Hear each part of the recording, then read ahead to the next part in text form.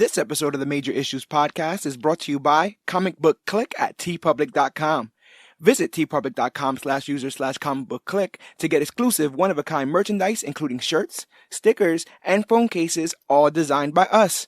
Get your hands on the latest and greatest in comic book merchandise by going to tpublic.com/user/comicbookclick. And remember, you, yes you, are worthy.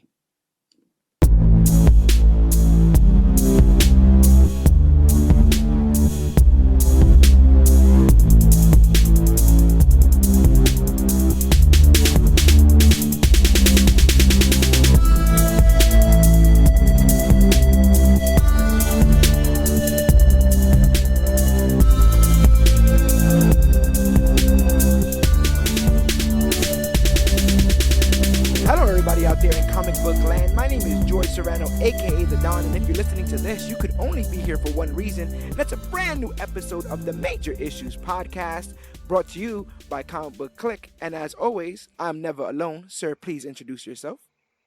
My name's Abraham, but you can call me Honest Rebel. I'm going to shoot it to you straight. I love this stuff. Thank you so much for having me on. Thank you to The Don. I was about to call you by your real name. Oh, I just see that you're overflowing with excitement. We have Abraham, Honest Rebel, here on the podcast, straight out of jury duty, if I'm not mistaken. Yes, yeah.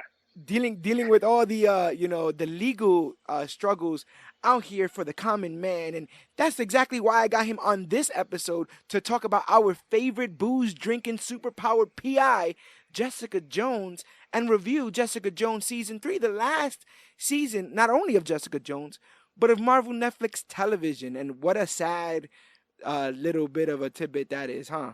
I'm really gonna miss a lot of these shows and these characters, but Honest Rebel, give these people a little bit of your background with Marvel Netflix and Jessica Jones. All right, well, first of all, just saying it, going back to my days, I used to work in Starbucks, and I like talking to customers. I like associating with them. And there was a woman, and she was watching Jessica Jones, and I had already just finished it a couple months prior. And I saw her watching it, and she came up for her drink, and I started talking to her. She was a woman, maybe in her almost late 30s, I could say. Okay.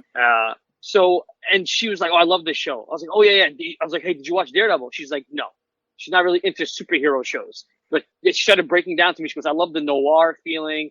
And this is before Captain Marvel came out. This is before Wonder Woman came out. This is before there was a feminine icon that wasn't just wearing skirts and being the damsel in distress. Jessica Jones was like that breakthrough. I mean, I know there was Xena and other things in media, but Jessica Jones was that first like heavy drinking badass, almost like you know what I mean? Like, yeah, definitely. No, in the modern era, in this modern era, like you said before, the success that Wonder Woman were to have. Marvel, I think, besides X-Men in general, have always kind of floundered when it came to portraying strong female characters, especially strong female heroes.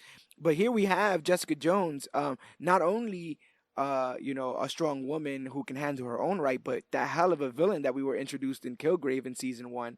So not only did we get to be introduced to this character, but the obstacles that she had to face in that season define how people view that character going forward. There were so many people who were like, I didn't watch, Daredevil or Luke Cage, but I saw Jessica Jones. Yeah. And I think we talked about this off air once. We were like, Jessica Jones is such a good show that you could even forget the fact that it has anything to do with Marvel. Yeah. Because it could literally just be a crime drama. And I love that. I love when they put the theme first and they put like the superhero character stuff in the background almost. Yeah. But they do the comics justice. It's a very fine line. In my personal opinion, that's why Winter Soldier worked. That's why Civil War worked, because they put the film and the genre in the forefront, and they took the hero elements in the background. So it's not just like, hey, this is a superhero movie. It's a movie first, and there are elements of heroism and stuff from the comics, and they do everything justice. And it makes, you could show your non-comic loving friends this show and they'll like it. Yeah. What I always liked about the Jessica Jones show is that it always seemed to have something to say. It's not just, they're not just throwing things up there to throw things up there. I think the first time, you deal with a lot of like survivor's guilt, PTSD, sexual abuse, so they touch on rape. Yeah, they touch on right there at the forefront. What it means to be loved. What does it mean to be respected? What what is no means no. All that stuff. And Yeah. then season two, we start talking about they introduce the mother character, and we start talking about right and wrong, who gets to pass that judgment, who gets to say that people deserve prison or death or whatever, given the atrocities that they've committed. And this season definitely says something too. But before we get too spoiler filled with season three, what would you say to those on the fence of season three? Usually, we like to give a little bit of a spoiler free review. So, if we could talk a little bit candidly about the show without giving out too many of the surprises, what was your takeaway from season three? Not only of it being again the last season of Jessica Jones, but the ending of seemingly the Marvel Netflix universe. Yeah. So it was like bittersweet for me because I'm a big fan of the Defenders. I remember when the Defenders was coming out, I saw there was like a Metro card that came out here in the five boroughs, and I wanted it, It and was I was a so cool, big bro. fan. That was so I was cool. a big It fan. was really Yeah, cool. I was such a fan. I was such a big fan, and Yeah. the way I found the Metro card was it was on the floor in the rain, but it was covered in mud, so I didn't take it. But that's how I was like, oh wow, that Metro card for this. I was so stoked for the Defenders. That year, I didn't want to watch anything but the Defenders because I was so invested in the characters. Right. I even this final season, like I was trying to say before, it was bittersweet because you want to binge through it like you always do, but it's coming to an end and you don't want it to end. Yeah. And this season, I really kind of took everything in. I love the way it was shot because unlike other shows, it's not just the Marvel Netflix shows, just shows in general. They showed you things from both characters' perspectives. Yeah. On this season, without touching too much on what's going on, Trish Walker is a little bit annoying. And if you found her annoying in the Yeah. tail end of last season, you're gonna find her pretty annoying at the beginning of this one. And they have these moments where she tells Jessica, "No one needs you to be a hero anymore." And I was like, "What the fuck is she Yeah. saying?" It came you out of know? left field. Yeah. Yeah. And then in the second episode, they show you her chain of events, and it's basically the same scene, but from Trisha's perspective. And you're like, "Wow, she meant it. She didn't mean it the way I perceived it." Hmm. So the way this episode was shot, the way this season was shot was really great. Another thing about this season that I really enjoyed was you think it's going one way, and then the villain is somebody else entirely, and Yes. they have you questioning yourself until like episode like 4 or 5. You're like, oh, what the hell, Yeah. you Yeah. know?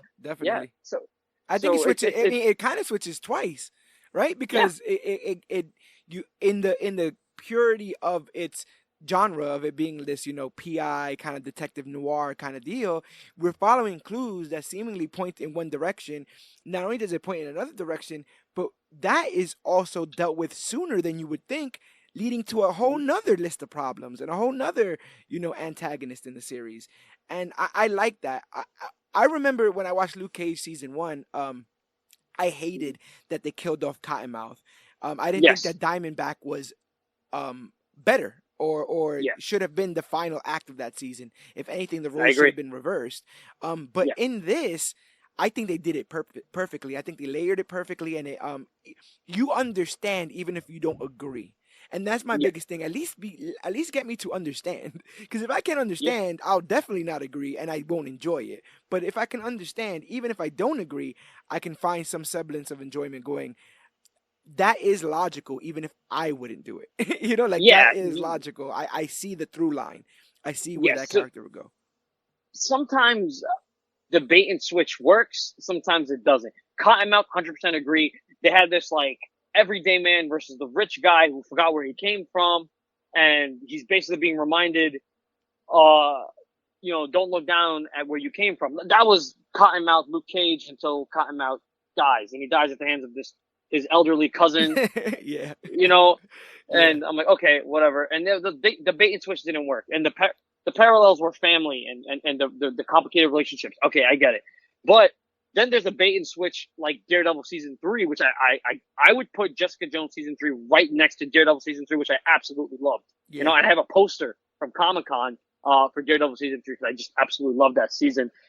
Jessica Jones, they're very similar. They gave you somebody you thought was the villain, but they make questionable choices, and then you find out who the real villain is. And the way the villain unfolded, it's not like he had a whole ploy to be after Jessica. Jessica kind of got herself into that. Definitely.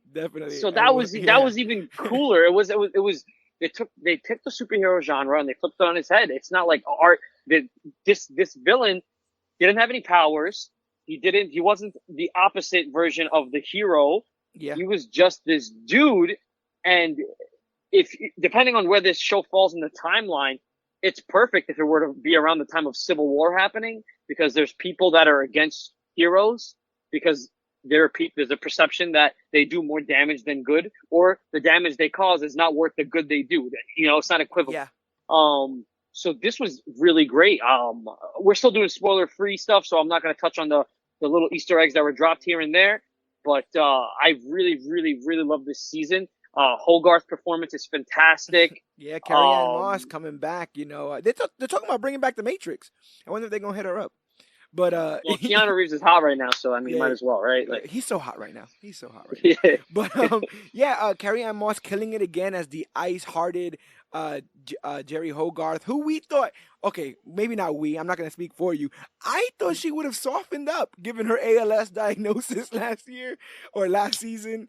But no, man, she's just as sharp. She's just as conniving. She's the shark in the water at all times, and worse than that, she wants you to know that at all times. She, you know, she, yeah, she flaunts her weight and power quite impressively. Maybe not the way I would, again, like I said before, but she's a she walks powerhouse. around like she has Jessica's powers. You know what I mean? And since Yes. she doesn't, she compensates with her intelligence, and honestly, more than her intelligence, is her ability to manipulate and use people to further her own agenda. And just like she always does, she creates her own issues.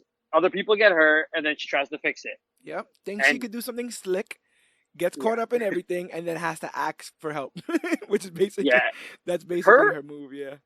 her arc in this season was insane because the chain of events, the way it occurred, the way. By the way, they incorporated social media. They were definitely referencing Snapchat with Yeah. Giggle Video or whatever they call. That was cool. I And like that.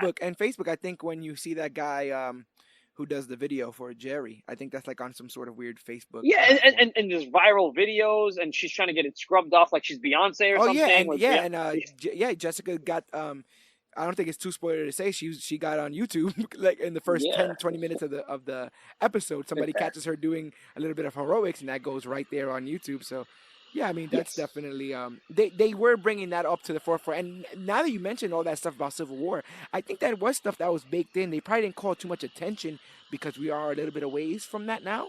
But yeah, it fits right in that narrative of like accountability and whether or not people deserve the powers that they have and stuff. Um, yeah. I say if you're, Speaking of that, oh, go ahead, brother. I'm sorry. Speaking of that, man, you really hit the nail on the head. If you found Trish Walker annoying last season, like myself, I honestly, she pissed me off so many times, and I Yeah, found her annoying and naggy. You're gonna find yourself in a very complicated position because this show gets you emotionally invested, or at least it gets me invested because I'm so invested in everything, comics and Marvel related, especially. yeah. Not that I'm not a DC fanboy too, but you'll find yourself hating her, being annoyed of her. You're gonna want to smack her, and then you're gonna cheering for her, and Yeah. it's impressive. The actress, I don't know her name, I don't remember it, but It's she did a Rachel. fantastic It's job. Rachel Taylor, and she's Australian. I did not know that. Wow, Yeah, I was like, oh that's snap, check that out. yeah. It's I'm Patsy. Pat. Yeah, yeah. She was awesome, Yeah, and man. they even gave her mother something to do this season, which was I great. think her You mother know. was terrific. There's a flashback episode with her mother in it that Mm-hmm. is awesome. I thought it was riveting. It had me not at the edge of my seat because there's a difference in like drama and action, but it definitely Yeah, kept my attention in ways that I didn't think it would. they humanized the mother Yes, after demonizing her for 2 seasons, and this show does that very well. They humanize they everybody do. They very do. well. They do because like we were talking about with season one, there's a point in which you realize that Kilgrave is not necessarily doing everything out of malice. It's just the way he's always done things, and so you're Because he like, doesn't. wait a minute. He's a child. Yeah, He gets everything he yeah, wanted at all times. He's a man child. He's a brat, yeah. and he's a I brat remember because his that's how quote. he got put up. Yeah, he had a quote. He goes, "I don't know if people are doing things because I'm telling them to or because I'm asking them to," and he can't tell the difference because his powers work by him talking to you. Yeah, and that's You know? heartbreaking. Yeah. They made him raping people. They humanized it in a way where you feel bad for him. Yeah, If this because it show got to a came, point. I mean, if you think about it, right? We you hear about the rape, you feel bad about the rape, and then the show says, "Oh, he wants her permission now." Like he's asking yeah, for her to say yes, which is yeah, still kind of monstrous when you consider everything in the past. But in that moment, it seems like a genuine expression, and you yeah, do. That's the thing. Um, uh, I think that one of the main things of this season is the idea that and maybe even the show is the idea that not villainy isn't black and white, and so yeah, you got to watch how you view crime and justice because it can shift into vengeance and it can shift into uh yeah, just that lust for people to get what they have coming or get, you see this all the time. You'll see something on the news where it'll say somebody has, god forbid, hurt a child in some sort of way, and then look in the comments, it's like castrate them, burn them, hang them, yeah, and yeah. we do have a level, I think, in humanity of vengeance. I don't know if that's a concept that animals have, where they're like, screw that other bird. I hope Yeah. their nest falls out of the sky. But we I, definitely I, have that. yeah, I think it's more reactive than anything. Yes. Instant reaction. So the calmer people, even in this show, the like Jessica, for example, is a very reactive character. She's been reactive since season one. We saw her catching that guy. She lifted up his car. She's a Yeah. reactive person, and that's been used against her. Yes. It's even used against her. Yeah. In this As season, one of her. She doesn't have kryptonite to hurt her, but her emotions. And I'm not saying that she's an emotional person. I'm saying that you she's a gotta watch with reactive that. You gotta person. watch with that with the female Yes, characters, bro. I yes, remember I was yes. watching Captain Marvel and they kept saying, "Stop getting so emotional, Veers," and I'm like, I think you're nailing it. I think you're figuring it Jessica, out. yeah, Jessica Jones is a reactive character because she doesn't articulate well, and they even touch on that. They touch on it very well. Yeah. She does not articulate well as Trish. She's not media trained. She doesn't know how to conduct herself because she can punch through you, so she Yes. doesn't have to articulate herself. Yep. And but someone like Jerry Hogarth who cannot punch through you, she is someone that takes her time. She assesses everything, and Hmm. and she obviously always has an ace in the hole. So that shows you how I feel like that's parallel to society today. People are so quick and they're so reactive and online comments and to dismiss something or to delegitimize something. It's very tribal online, you Yes. know. And they have that happen to Jessica because people are so tribal to dismiss her. Oh, all these good deeds she did. Oh, she's a terrible person. Oh, superheroes need to be put away. Yeah. Um, and I liked it. It was very realistic. And I love that about the Netflix Marvel shows. And they're not afraid to get a little gritty, and that's why I love Daredevil and Luke Cage, and you know what I mean. Like even Iron Fist kind of redeemed themselves in the second season, but I really dug that second season of Iron Fist in comparison to the first. yeah, Really, really, really. um, you could tell that they were when this show was written. It was definitely written to continue the story arc of the other shows Yeah. because they do touch on Danny Rand. Where is he? Oh, he's in the Himalayas. He's on a sabbatical. Okay, that's where we saw him at the end of season two. Yep. So that was a little heartbreaking for me because I wasn't ready. Right, right, right. Yeah. And there is a cameo in this that I literally stood up and applauded when it happened. Because my Yes. beef with these shows, and I was actually listening to our season two review, and I said the same Mm-hmm. thing in that one, is that when things get to that point, when things into the ravenous nature of social media, or Mm-hmm. where Jessica's all over the television and stuff, you can't help but think that some of the other people who fought in alongside her would show up and be like, hold on, what's going on here? And Yes. that happens. And I was like, finally, like, okay, it's not a closed door kind of situation.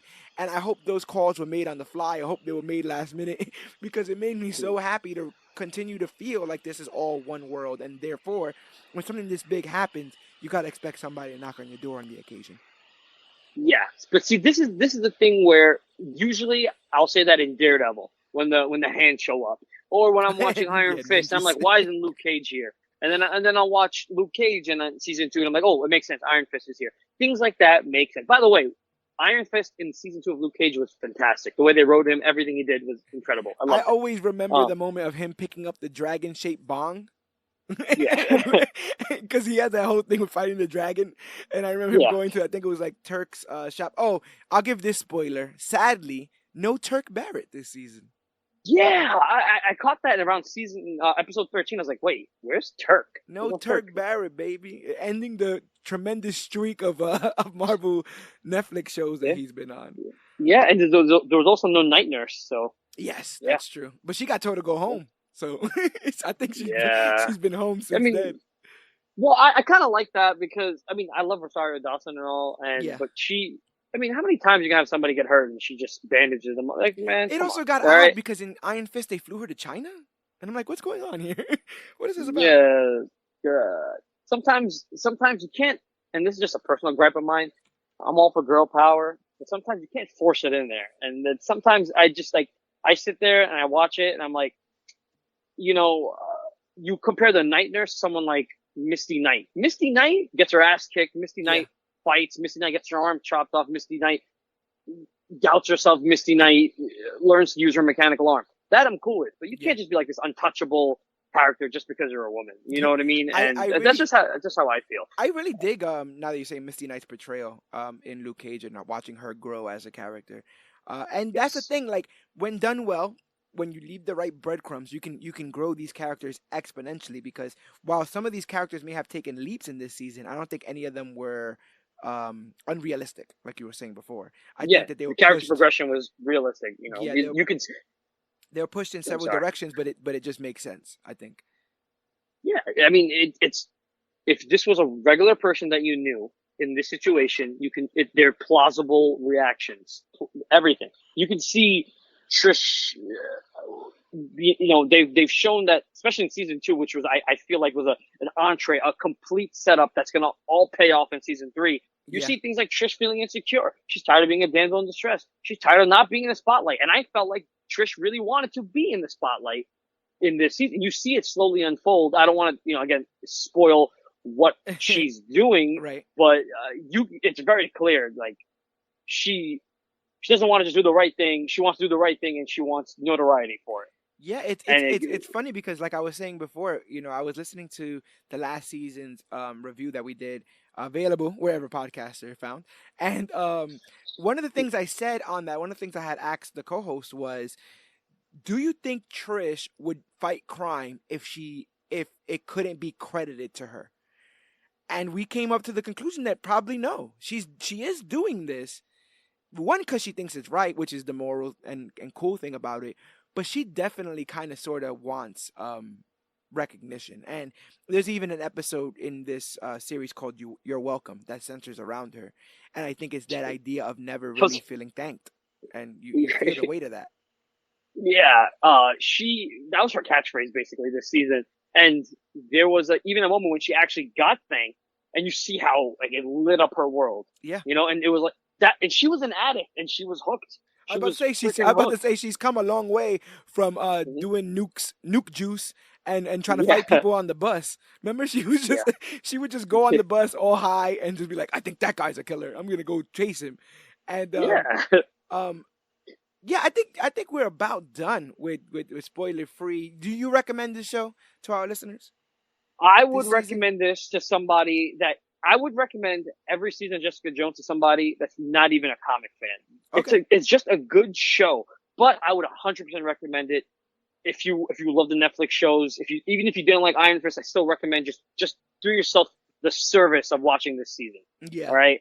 Yes, it's great. All right. One thing I had a gripe with was the recap before season 3 starts doesn't Yes. do season 3 justice. It just doesn't. So I recommend watching some sort of countdown or one of those little YouTube videos with like everything you need to know about Jessica Jones season 3 before you watch it. Yeah. Watch one of those because the recap, It, my it was it girlfriend was tends to kind of forget bare everything. bones, right? It was kind of like Yes. just this is it. Like we could Yeah. give you more, but you already pressed play, so you're already trying Yeah. to watch this. So Yeah. here's all that we're gonna give you in this short span and stuff.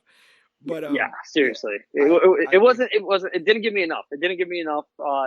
I like the way Daredevil does it. They give you like this happened, this happened, this happened. So because everything's getting paid off. Jessica Jones, the recap was, this is Trisha trying to get powers. She might have powers. And then she killed Jessica's mom. And Jessica Yeah, has her mom, and then her mom dies. yeah, and that's all you need to know. Bye. And they don't even touch on Malcolm's arc. It took away the nuance of her mom killing a whole bunch of people, like literally, like gruesomely killing a whole bunch of people, and then took away the nuance of Jessica getting kidnapped by her mother. You know, because they showed them like on the road, and I'm like, she got kidnapped. That wasn't just like a let's go for a stroll, mommy kind of deal. She was kidnapped in that situation. They left a lot of the nuance out, but that's what this show's for. This show's for all the nuance all the time. So yeah, our recommendation is solid. Watch Jessica Jones season 3 if you haven't seen it, and if you have, welcome to the spoiler-filled part of this episode. You take a seat right there, pour yourself a bourbon, grab a leather jacket, because we're gonna be here a while. Let's talk about what I would like to call the worst burger ever. Because, Abe, even though the first episode, I believe, is called Best Burger in the World or something like that, right? It's called like Best Burger Ever. This burger has caused Jessica Jones more trouble than good. Because as the series starts off, Jessica is contemplating something that was told to her by her mother, which is being a hero means giving a shit and doing something about it. And so she starts this series hoping to make her mother proud by using her powers and furthering her PI work. And she isn't taking she isn't really talking to Trish because, you know, Trish killed her mom, but she does have a run-in with Trish after Dorothy can't find her. So she's willing to still, if she has to reach out. And she's doing more pro bono work. But she bumps into this guy named Eric who offers to make her the best burger she ever has. And even though she takes him back home for this burger, she is stabbed so badly that they have to remove her spleen. And the rest of the series deals with Jessica trying to get back at that attacker while also walking this like tightrope of right and wrong. Yeah. So how did you feel about the beginning of this season with Jessica Jones and a lot of the less glamorous parts of her PI work, because she even she's footing the bill for a receptionist, right? She has a receptionist now, Gillian. Yeah. Well, look, just you talking about episode 1 put a big smile on my face because I'm reliving it, and the writing of this season was so good. It was so interwoven. Like they put a very good amount of thought into everything. You know, they made her a full-on, well-rounded character. All right, she's a hard ass, she's a loner, but she has a secretary because she cares about what she's doing. Because she has this emotional burden placed on her head, this ideal she now has to live up to of being a hero. That was essentially her mother's last words. Yeah. And then on top of that, you know, they remind you that she's trying to be a hero, but she's not any good at it yet because she doesn't really know. There's subtle things like, first of all, the world is not black and white. There's no good guy, bad guy. It's just a matter of perception. Perception is reality. She takes that girl from Mexico, brings her back to her mom. Her mom, the daughter, obviously wanted to stay with the dad. Jessica's confused about how she feels. They give you an uppercut with a Easter egg reference when the girl's like, Captain America would never do that. Captain America, the moral compass of the MCU. Mm-hmm. You know, who's done like one questionable thing in the whole, you know what I mean? And, and even that is humanized by the Russos, but I don't want to get into that as much, but it goes, if he's the standard bearer, if he's the measuring stick, you look at Jessica Jones and she is not even in this man's shadow, because his shadow is so big. Yeah. You know, because that is that's what people look at. That's a hero. Jessica Jones, is kind of figuring it out on the go. Jessica Jones, you know, she gets mixed up with Eric because she goes to drinking. That's her thing. That's her thing. Yeah. I was gonna ask you real quick with the Captain America line. Do you think that she eternalizes those comparisons? Like, do you think that she goes back home and is like, should I be more like Captain America? Like, am I not closer to what I think a hero is? Do I have to do the stuff that I guess the poster child of heroism should do, or do you think she's pretty resigned and this is what they're gonna get and I'm not? You know what I'm saying? Like, this is the full extent of my hero-ness, and they better be grateful. So Jessica, the character, who's beautifully played by Kristen Ritter, who's not Yes, even anything like her character in real life. Um, so props to her. Just she's a fantastic actress. Uh, definitely. Jessica, in my opinion, because again, I love these characters. I love the psychology. I love being put in their shoes. I love ripping it apart. I love, and again, that's just me because I'm just such a fan of these characters. I love them. They're larger than life. I get, engulfed in their motives. Jessica, maybe, I don't think she internalizes it. I think up until this point, she's done the bare minimum to be a hero, and it's like, okay, I'm gonna save the day. But it shows you she started being less and less reckless. She doesn't just rip the doors off of stuff anymore. I mean, Yeah. she threw the guy in episode 1, but then she could have thrown. I mean, she could have easily beat up the mom too, and she didn't Well, look at because matter of she's fact, you said episode one. Let's go all the way yeah, back to episode one, season one, where she throws a guy through the alias door. So yeah, there's definitely yes, growth there because yes, in that exactly. first season, she has no qualms about letting people know that she's not to be dealt with. Yeah, and again, great writing because progression and the fact that you remember that great writing. Yeah, Like they put time and effort into these characters. This as far as to answer your question, Jessica, does she internalize it? I don't think so. I think if anything, it just because she's such a depressed character. Really, she yes, she drinks to deal with her problems. I think it makes her feel worse because it makes her feel like she's probably not doing enough. right. And it's almost this impossible task. It's like how it's like okay, I can go into a burning building. I'm not saying that she did that, but for anybody listening, in Yeah, case you're like, when did that happen? No, it right, didn't right, happen. I'm just saying, right. giving an Yeah, example. If she can go into a burning building, but then it's like, okay, I only saved one person, and it doesn't, because it's not. It's like her job is in demand. It's not, but you got to look at it. Like, there's so many people that are qualified to do what you do. You're not even on the top 10. So it must bother her a little bit. yeah, Because it's like, oh, here I am trying to do the right thing, and you're throwing in my face that I'm not good as this person. yeah. And So you got to imagine that goalpost for what makes a yeah. hero constantly is moving, right? Like Oh yeah. yeah you saved the fire, but you only saved 5 people instead of 10. Yeah, you saved 10 people, but you missed the cat. Yeah, you saved Yeah. them all, but the Yeah. building's gone. The building's Yeah. up in And flames, and you couldn't save the building. You know what I'm saying? So there's always going to be yeah. something. And when you're looking for validation, when the definition keeps changing, that could be maddening. And if you have to drown yourself in some bourbon, I can kind of get that. And Definitely. you know what? You made a really good point because they've shown sober Jessica feels everything. Yes. She feels guilty over her brother's death. Her mother's, well, at the time she thought her mother was dead. Her Yeah. father's death. But So even with the mother's sober. death, she took that story. She's telling people that she killed her mother. Yeah. So she feels a little bit of that that burden Well, there well, as was it well. her or was it It or was was that Trish. with like the police spun on it? Because I think the police kind of put Oh, that you on think the her. police were I telling don't. people that she did Yeah, it? I don't think she ever cleaned. Like I don't. At least I didn't catch. Because I You know know. Malcolm. I know that was Malcolm's recollection of the events. Yeah, because it was a news. I mean, I believe in showing a news article, but I don't think Jessica ever clearly says. And I think someone even referenced it to her, and she didn't clearly say yes or no. She almost kind of danced around it, like, okay, like what's it to you?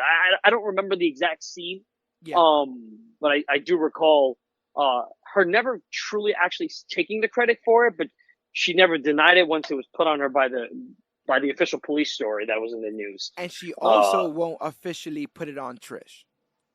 yeah, because She no won't. matter how She much won't. she had, Yeah, no matter how hurt she was by Trish, she she kind of wants to protect her because that's all she knows. She's been Trish's protector her whole life.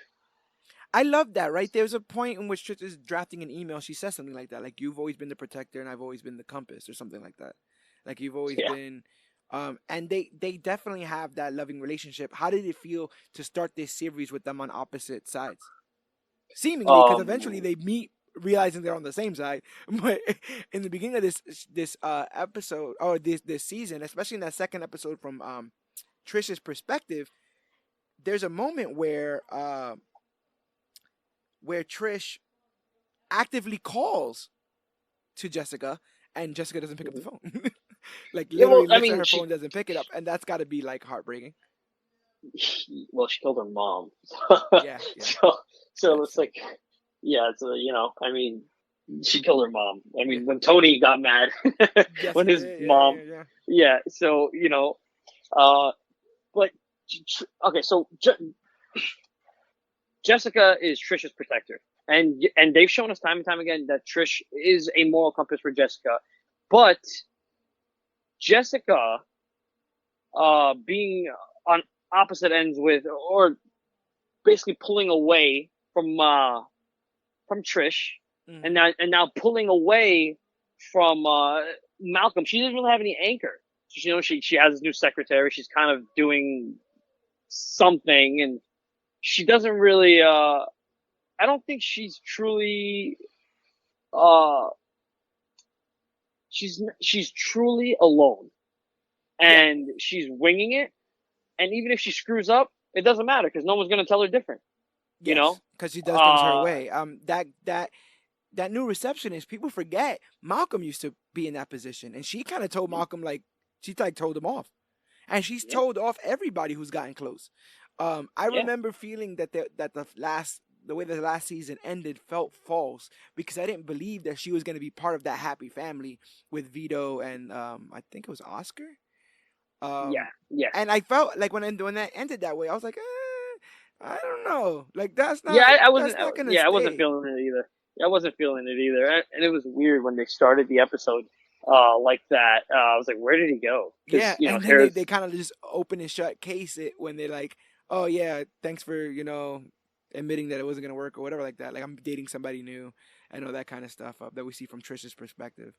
Um, but I yeah, didn't mind it, to be honest. Jessica is I alone, didn't and the mind only it. person that she cares about, she is not her favorite person right now, which is Trish, which is Patsy, Yeah, and that's that true. sucks.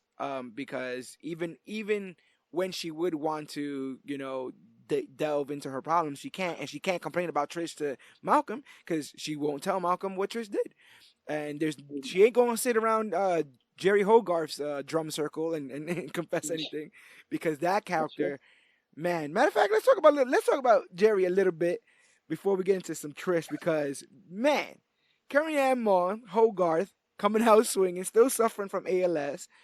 Uh, in the first episode, she asked Jessica to help kill her. Yeah. She's like, I'm gonna get weak and I'm gonna get tired, and one day I just want you as my confidant to slip me this these drugs, but without me knowing. And then I will succumb to the drugs and I will pass away. And Did you? go ahead, brother. I want to chime in on that. Do you think Jessica was actually offended when she was like, "Why? Because I killed somebody before. You think it's easy for me because I did it?" Or do you feel like she was just trying to make her realize that she doesn't actually want to kill herself, and it's the coward's way out? I think it's a Uh, little bit of both. I think people forget, and I don't mean to be insensitive, but I think people forget the permanence of death, right? yeah, That you cannot take it back. Not only the permanence of death, but the permanence of taking a life. So Jessica's taking a life and realizes the balance. I think in the last season she had killed a security guard, and she's also killed Kilgrave, and she's killed Rena, Riva, hmm Luke's old flame, and so she understands that weight. Hogarth doesn't. She just tells people what to do. So not only does she not understand the weight of what she's asking for, she doesn't realize that once it's done, it's done. And if that's the case, why not do it now? If you're so sure that you're gonna be sure in a week or a month when Jessica's supposed to do this, and Jessica asks the right question of like, when am I supposed to just do it? Like, slip it here? Am I supposed to put it in your food and your drink? Am I supposed to? How many? Is it just enough to kill you? Like that. Those are all interesting questions because when you ask somebody to take that step, you better have those answers because that's something that once you're gone off this world, Jess has to deal with that. You get to sleep easy. You get to rest easy. You got what you wanted. Jessica has to live with that for as long as she lives now. That she was tasked to killing Hogarth. And Hogarth also kind of sort of got offended at Jessica's reaction, which was a little bit weird to me. Like, what did you expect? And at one point, Jessica's like, are we friends? And which was a good question, right? Like, are we cool? Or am I the only person you can call to do this? Like, well, she's definitely the only person she can call to do this. yeah. You know what I mean? She's definitely because Hogarth. It's so. I think she even said she's come to respect her. Yes. You know, I believe that was a line that she said. Yeah.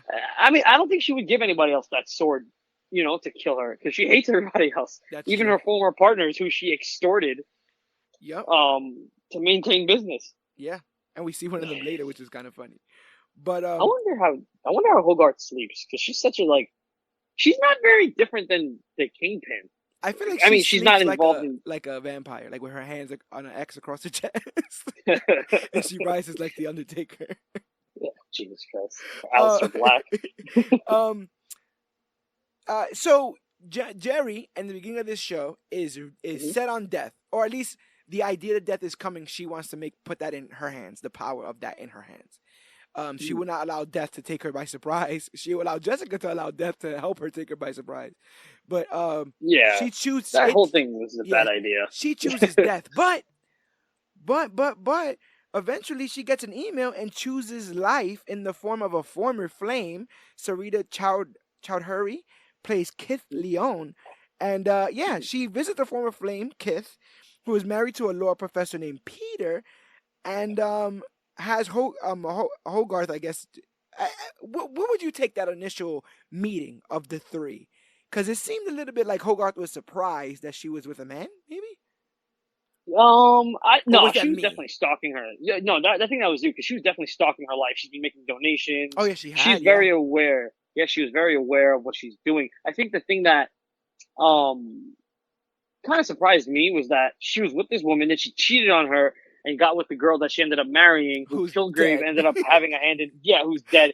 And Yeah. it was like, it's like it goes to show you that she's been like this forever. Yeah. You know, it's not like oh something again, and then it's so cool that they have a character like this. She's always kind of been this corrupt soul, you Yes. know, and it was cool to see unfold because it's not like she wasn't really fleshed out. She's just always been this way, Yeah. you know. And I guess that was fleshing her out. It's like no, she's just like a go getter and doesn't care about other people's feelings or emotions or lives. Like she doesn't. She's just I'm good. Like we saw that in season 2. Season 2, she had probably the best story Oh, as far as when she got that woman to kill herself and her yeah. lover.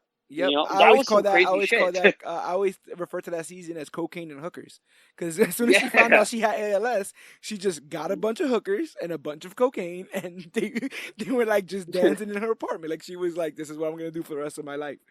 Um, yeah, but in Kith, it's so weird, right? Because like I said, through Kith, she sees a reason to live, but yeah, is not satisfied with the idea of sharing her.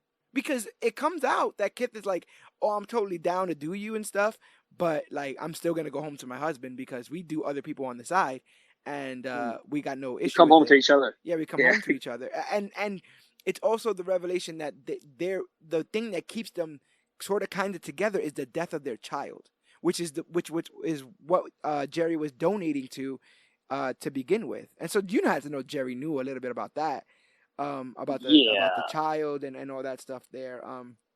But And that was a really realistic take, man. yeah, I'm gonna try to word this properly so nobody gets offended. So I'm just gonna say it. So just give me a sec. I'm gonna. What I want to say is, it's a very realistic portrayal. She doesn't want yeah, to share this old flame. She was in love with her. The girl she cheated on her with and married is dead. So realistically, she's gonna see this girl she was in love with. She's gonna go back to her, or she, whatever she conceives as love. She's found a new reason to stay alive or want to live to make this woman's life better. She cannot give her a child because, you know, physically she cannot give her a child. yeah, You know, and okay, so they can't do that, but she's had children. Okay, fine, no problem. I'll accept the fact she has children. No big deal. But I will not share your heart because I want to give you my heart. yeah, And she can buy anything, but she can't buy love. And yeah. we've seen that And, repeatedly. and here's another perspective that I was seeing coming from it. It's two things also that I would like to add. One, Jerry is not a good loser. She's never been. No. She's never been. She is a shark. When the ALS got diagnosed, she was they her partners asked to just buy her out, which was a clause they put in the contract. If you get Mm-hmm. sick, you're not going to be here to run stuff, so you have to. So and that became an entire vindictive tsunami of blackmail and all this other kind of stuff to her partners where she can now stand on her own 2 feet. So Mhm. we already know that Jerry's not a good loser.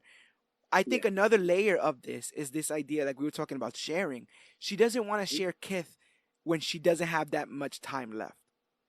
Yeah. And so it's She wants this her all to idea, herself. all of it, all or nothing. But it doesn't even Mhm. choose nothing. It's just all, right? Because her Yeah. choice from the beginning, she could have backed away when she saw the husband at the gala, and she could have backed away when she was told that it was an open marriage. But she goes and she gets real dirt on them and legit decides to drop it out of like spite. Yeah. Didn't like homeboy call her and was like, "Hey, are you coming home? Because we got like stuff to watch on the DVR or whatever." And she's like, "You Yeah. know what? Hellfire and brimstone and Yeah. nukes this family." Do you feel like that was Mhm. vindictive? Do you feel like, I mean, like we said, a lot of these characters are reactionary. Um, Yeah. did you see that in the She through line for Jerry? no, that's something. See that's really cool because she's very calm, collected, manipulative, takes advantage of situations and turns them in her favor. Yeah, hence manipulative. But when something hit home, she was just like anybody else. Her Yeah, love life, that was her weak point, and that was really it's cool because it gives her depth too. You know, because yeah, she's not the clear cut villain, but she's not a good person, yeah, and we understand that she's like a necessary evil that comes in handy every now and then, who also kind of creates or adds on or puts more fuel to the flame of whatever the issue is in the show. yeah, You know, and again, one of the best things was she created an issue when she started defending the villain, and I remember sitting there going, "Why?" But it was so well written, it was so well done because she was trying to undo the mess she created. yeah. At one You point, know, she does take the side of Gregory Salinger, who we'll talk about in a bit. But I mean, last season, you know, she did a bunch of weird things, and in the season one, she helped Kilgrave escape. So yeah, she's kind of sort of been doing this. It just makes you think. It's like when a friend screws you over one too many times. You're like, why did I let that happen for so long? Like what, like the every opening that she gets, she will take and she will use. And she is not ready. So boom, she drops this bomb that Peter is using the money from the scholarship fund or whatever to like splurge on his girlfriends. yeah, And that's not only does it delegitimize Peter, but it delegitimizes Kith as well.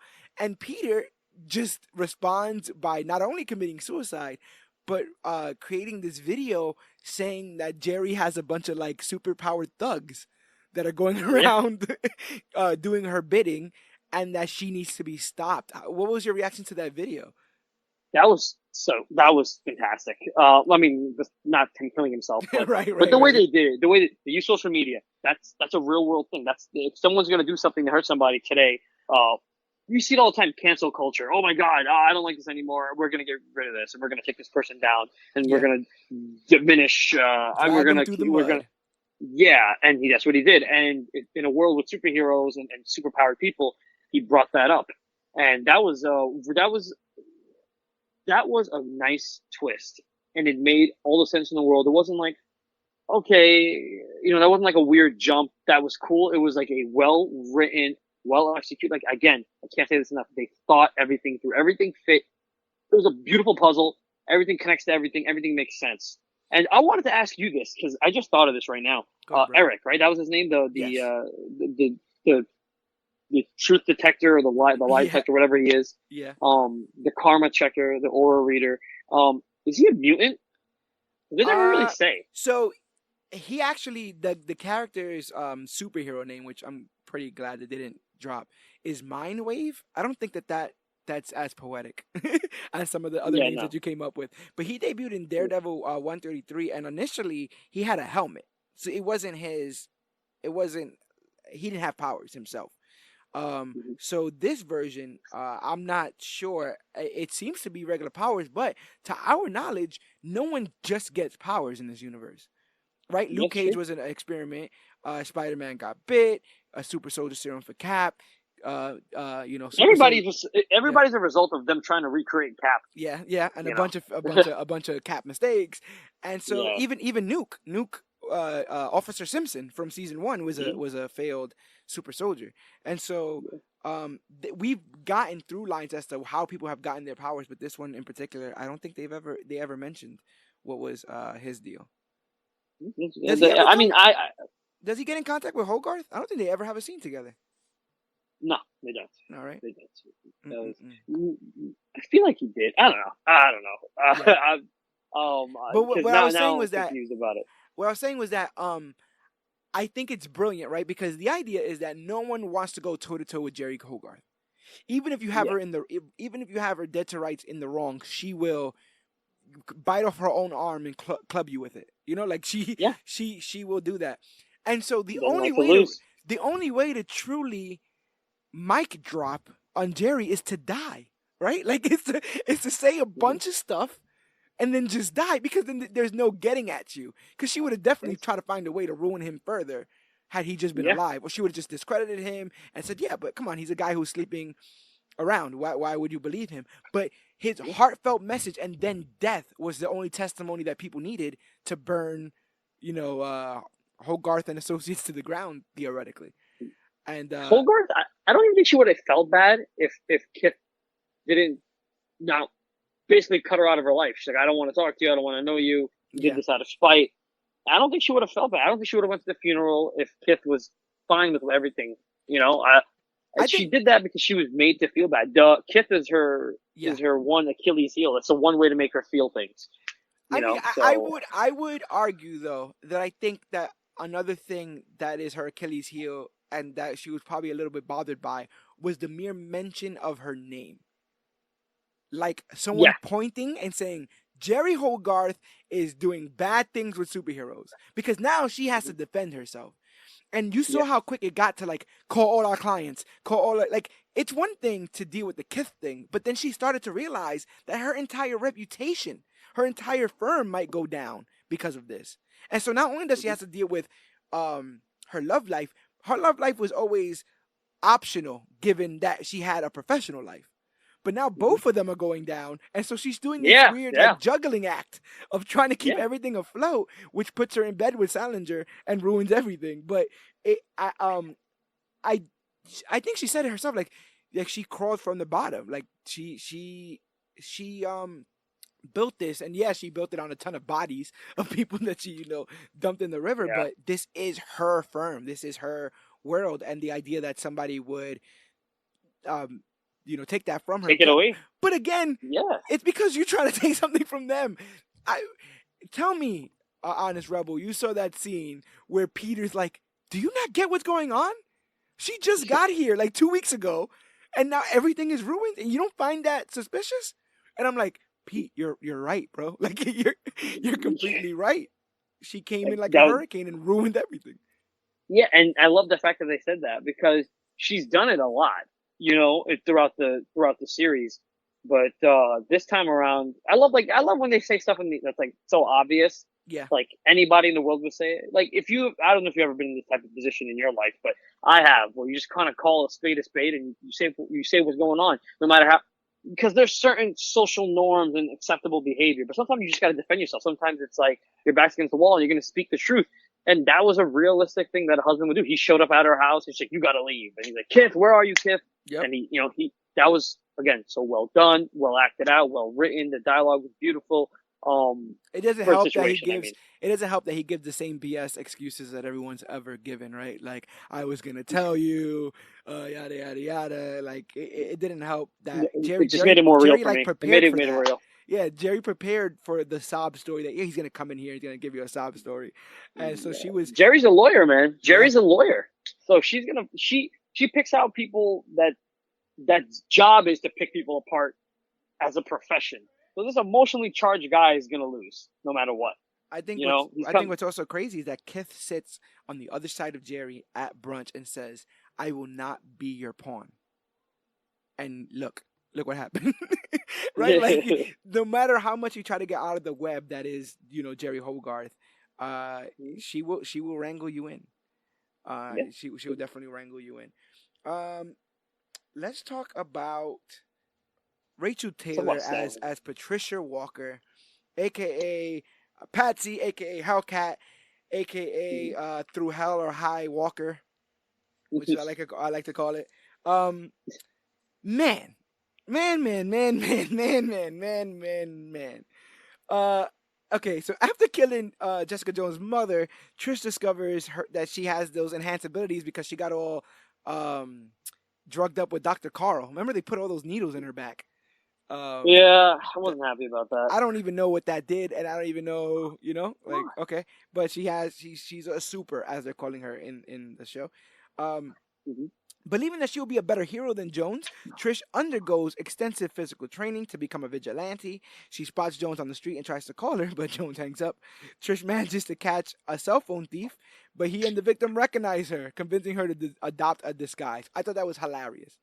It's like, are you That was Patsy? smart. That was so smart But people talk all the because time about this, like Bruce Wayne. Like you would recognize Bruce Wayne the same way you would yeah, recognize Donald Trump, like a world-known billionaire. You would know that guy. Tony And so, Stark. Tony Stark. yeah. So so Tony's just I am Iron Man. But if you Yeah. have that level of if you have that high of a profile, you gotta be wearing a suit, something, because they'll you can't be wearing one of those like domino masks like Robin. Like they would totally know you. They totally understand who you are. How do you feel about the ever so prevalent now in superhero media costume montage for Hellcat? Yeah, I loved it. I loved it. I loved it because her costume is ass, man. Yeah, yeah. I'm like, she looks. It You talking about her looks comic like costume or the costume they sent no, along no. here? Honestly, both. But in the show, it made more sense because it's realistic for what she's trying to do. Yes. Um, you know what I mean? She's kind of figuring it out on the go. And I love that they kind of shouted out that if you've seen what her costume looks like in the comics, in 2019, people are not going to eat that up. Yeah, Even if they put that in a movie, I can't see them getting away with it. And I yeah. love that. And I love what they did. It was a kind of a callback to season one when they kind of showed Jessica Jones dressing up in the Jewel outfit because that's what, when she's Jewel, when she's trying to Yeah. be a goody goody superhero, when she's trying to fly or whatever. Hmm. She wears a particular costume with white or whatever, and Jessica wears it in season one in a flashback. But this season, when she has the whole montage, it was great because it was a nice little callback. I like when they do things like that are callback to the comics, to the source material. Marvel does that better than anybody because they Yeah. don't make obvious Easter eggs. You kind of gotta. It's either you know or you don't know, I think but it she makes puts on the sense. outfit and says like "Hell no" or something like that. Yeah, And yeah, Luke, and like it's how Luke Cage Hellcat. did it. Remember when Luke Cage he had Had the the tiara tiara thing on? on his Yeah, head. yeah, yeah. He's like, I look like a runaway slave. But Yeah, I also that was think great. they try to put in like an OG Catwoman kind of a Mhm. montage in there. There's like a purple and green getup that was very similar to like one of the first appearances of Catwoman. So I think they were just doing the cat stuff Okay, some I can see that. justice. I see that. Um, I see she that. Okay. she later just decides on a like beanie and scarf dealie, but she's always wearing the colors of Hellcat, which is like a mustard yellow and a navy blue. That was awesome. I like that because that's cool. That's fantastic. It was really funny that she had the mask and the beanie because my girlfriend wears that when it's cold outside, and Yeah. and I was just like, okay. I mean, look, if you're trying, if you're okay, mainly what she beats up people and she just spies on them, right? That's her main thing. It makes sense. The outfit makes sense. Yeah. So And from a Comic Con's around the realistic, corner for those who want to cosplay. yeah, if you're on a budget, Let's do the Trish so Walker, do the Patsy. yeah, yeah, dude, that's so funny. She gets caught and gets sued. Yeah. I remember because I know you like to take care of your body, and when I was a little bit more of a gym nut, how infuriating it is to have somebody constantly trying to talk to you in between reps, especially if you're in the Hmm. zone, and they're doing this to Patsy. They're like, "You're Patsy, right? But you're Patsy, right? You're like you're Trish Walker, right?" And she's like, "What?" And she's like, "You're being sued. Like you've been served." And I was That like, was awesome. "Oh, okay, yeah, that makes That, sense." She was just that trying was to make awesome. sure that was her before she gave her the legal documents. And because she is sued, she has to sell, like basically sell her apartment. She moves somewhere, which they kept calling it a dump, but it seemed kind of legit, like for a New York Look, we're swanky, from New York. We're from New York. Like people in Idaho watching it are like, "Wow, that's a dump. What a downgrade!" Because she's dropped life of luxury. yeah, You and me being from New York are like, oh, look how spacious she is. I could put a You couch in know? there, a mini Yeah, fridge. Like you yeah, start playing, and she yeah. has a whole CrossFit section. Like she can put other Mhm. furniture, and she has a whole CrossFit section. I like Um, that they did that. That she was like she was a health nut. Yeah, yeah, and in real life too, she's dropped a lot of weight since season one. yes. I kept saying that when I was watching the show. I was like, she's cut a lot of weight. I also She wonder if that's supposed to help in the like the deranged or yeah. obsessive, desperate traits that Patsy shows. I wonder if the loss in weight shows that she may not be all there. Um, and who knows? Like, no one's thought about like the psychological side effects of not only the nuke stuff that she was inhaling every 5 minutes, but what Dr. Carl did. All of that compounded with what happened in this show might give you the cocktail that becomes Hellcat as we get her at the end of this. But in the Well, Jessica beginning, said it best, in my opinion, man. I'm sorry to cut you off. I just you, want you to. wait, wait, before you say it, you believe it, bro? Yeah, Okay, Jessica go said ahead, it. go Just, ahead, go well, ahead. I'm talking about the last episode. Yeah, yeah. No, that's exactly Okay, what I'm no, talking no, about. no. Okay, cool. Was that what you were about to say? Because No, I no, don't I'm gonna want to let cut you you off. say it. I'm gonna let you say it. When she was like, her mom instilled it in her mind. You know what I mean? Like I'm trying to remember the quote, and honestly, Oh, I got you on it's that. Don't worry about all that. right. Go ahead, go for it. So I wrote this down because I felt like it was so damn powerful. So we have a flashback to young Trish and Dorothy Walker, and we see a couple flashbacks where she's like, wear the red hair because everyone's gonna be blonde, and you got to be better at this, and don't worry about what's in the parentheses and all this other kind of stuff. But anyway, she basically coaches young Trish to not only get a role on a show, but to get the lead role, even though the lead girl, I think the lead actress was just like sick that day. Yeah. And so she Yep. she just like, oh, I'll read her lines. Like she shoved Yeah. her daughter into the role, and her daughter won over everybody. And so Yeah. young Trish goes, "What are they talking about?" And Dorothy goes, "They're gonna offer us the lead." And she goes, "No way, I did it." And Dorothy goes, "Shh, act like a goddamn adult. You're number one on the call Mhm. sheet now. You have to lead by example." And she goes, "How?" Yeah. And she goes, "You help the other actors. You let them know that you notice if they're unprepared. You set the tone and you land the jokes." And then Yeah. things started to get a little bit not sinister, but the weight of these next words were like, why would you tell that to a child? But she goes, 100 people could have jobs on this show for years, but they Yeah. only feed their families if you do your job perfectly every day. Yeah. which And is that's a lot which of is pressure to put on a That's kid. heavy It as makes hell. it makes you feel like, did Trish ever even have a chance? You know, because look at the things that are being instilled in her as a child. Yeah. And she goes, right when she says that, young Trish, you know, wholeheartedly, and I agree with her, goes, I just wanted to play the part. I Yeah. didn't know it sounds hard. And Dorothy goes, well, it is hard, but there's no backing out now. You owe this. Oh, Pats, I understand how this is daunting, but if you don't do it, you are being selfish. And young Trish goes, because I owe you? And she goes, no, you don't owe me, baby girl. You owe the world. It gave you a gift. You have to give it back. And I Yeah. was like, That was some wow, good writing. that is heavy. That is some Mm-hmm. heavy stuff to tell your very, very young, impressionable daughter, because it's to say that everything that you are grateful for in life, you have to give back. Which there is something sweet in there. Like there's a nice way to put that, but the way she Mm-hmm. put it was more of a burden. Like you have to. You understand? People will Yeah. be looking to you to constantly sacrifice what you have for more because you're always in debt for your existence. Yeah. You owe the The world parallels between for Jessica being here. and Yeah, Trish, yeah, because their mothers put two different burdens on them. exactly. Yes, Yeah. and because of that, that puts them on a collision course with each other. Because in Trish's mind, Jessica is like Oh, throwing away her almost a gifts. waste. Yeah. Yes, almost wasting it. Yeah. And She then she there's she says some things that may not have been too nice, but some of them land, which are like, you never trained for this, and you don't train. Like you never try to get better. You never, and it's the truth. There was a level of dedication on the side of Patsy, but maybe it Trish. was desperation, as well. But how did you It's feel about those? overcompensating. Maybe. How did you feel Maybe about you those just said it. criticisms? that What? Trish lobbied towards Jessica. All the ones about being a hero, not needing a hero, and obviously we saw things from her perspective, like we were just talking about her coming into her own and realizing this is something that she wants to do.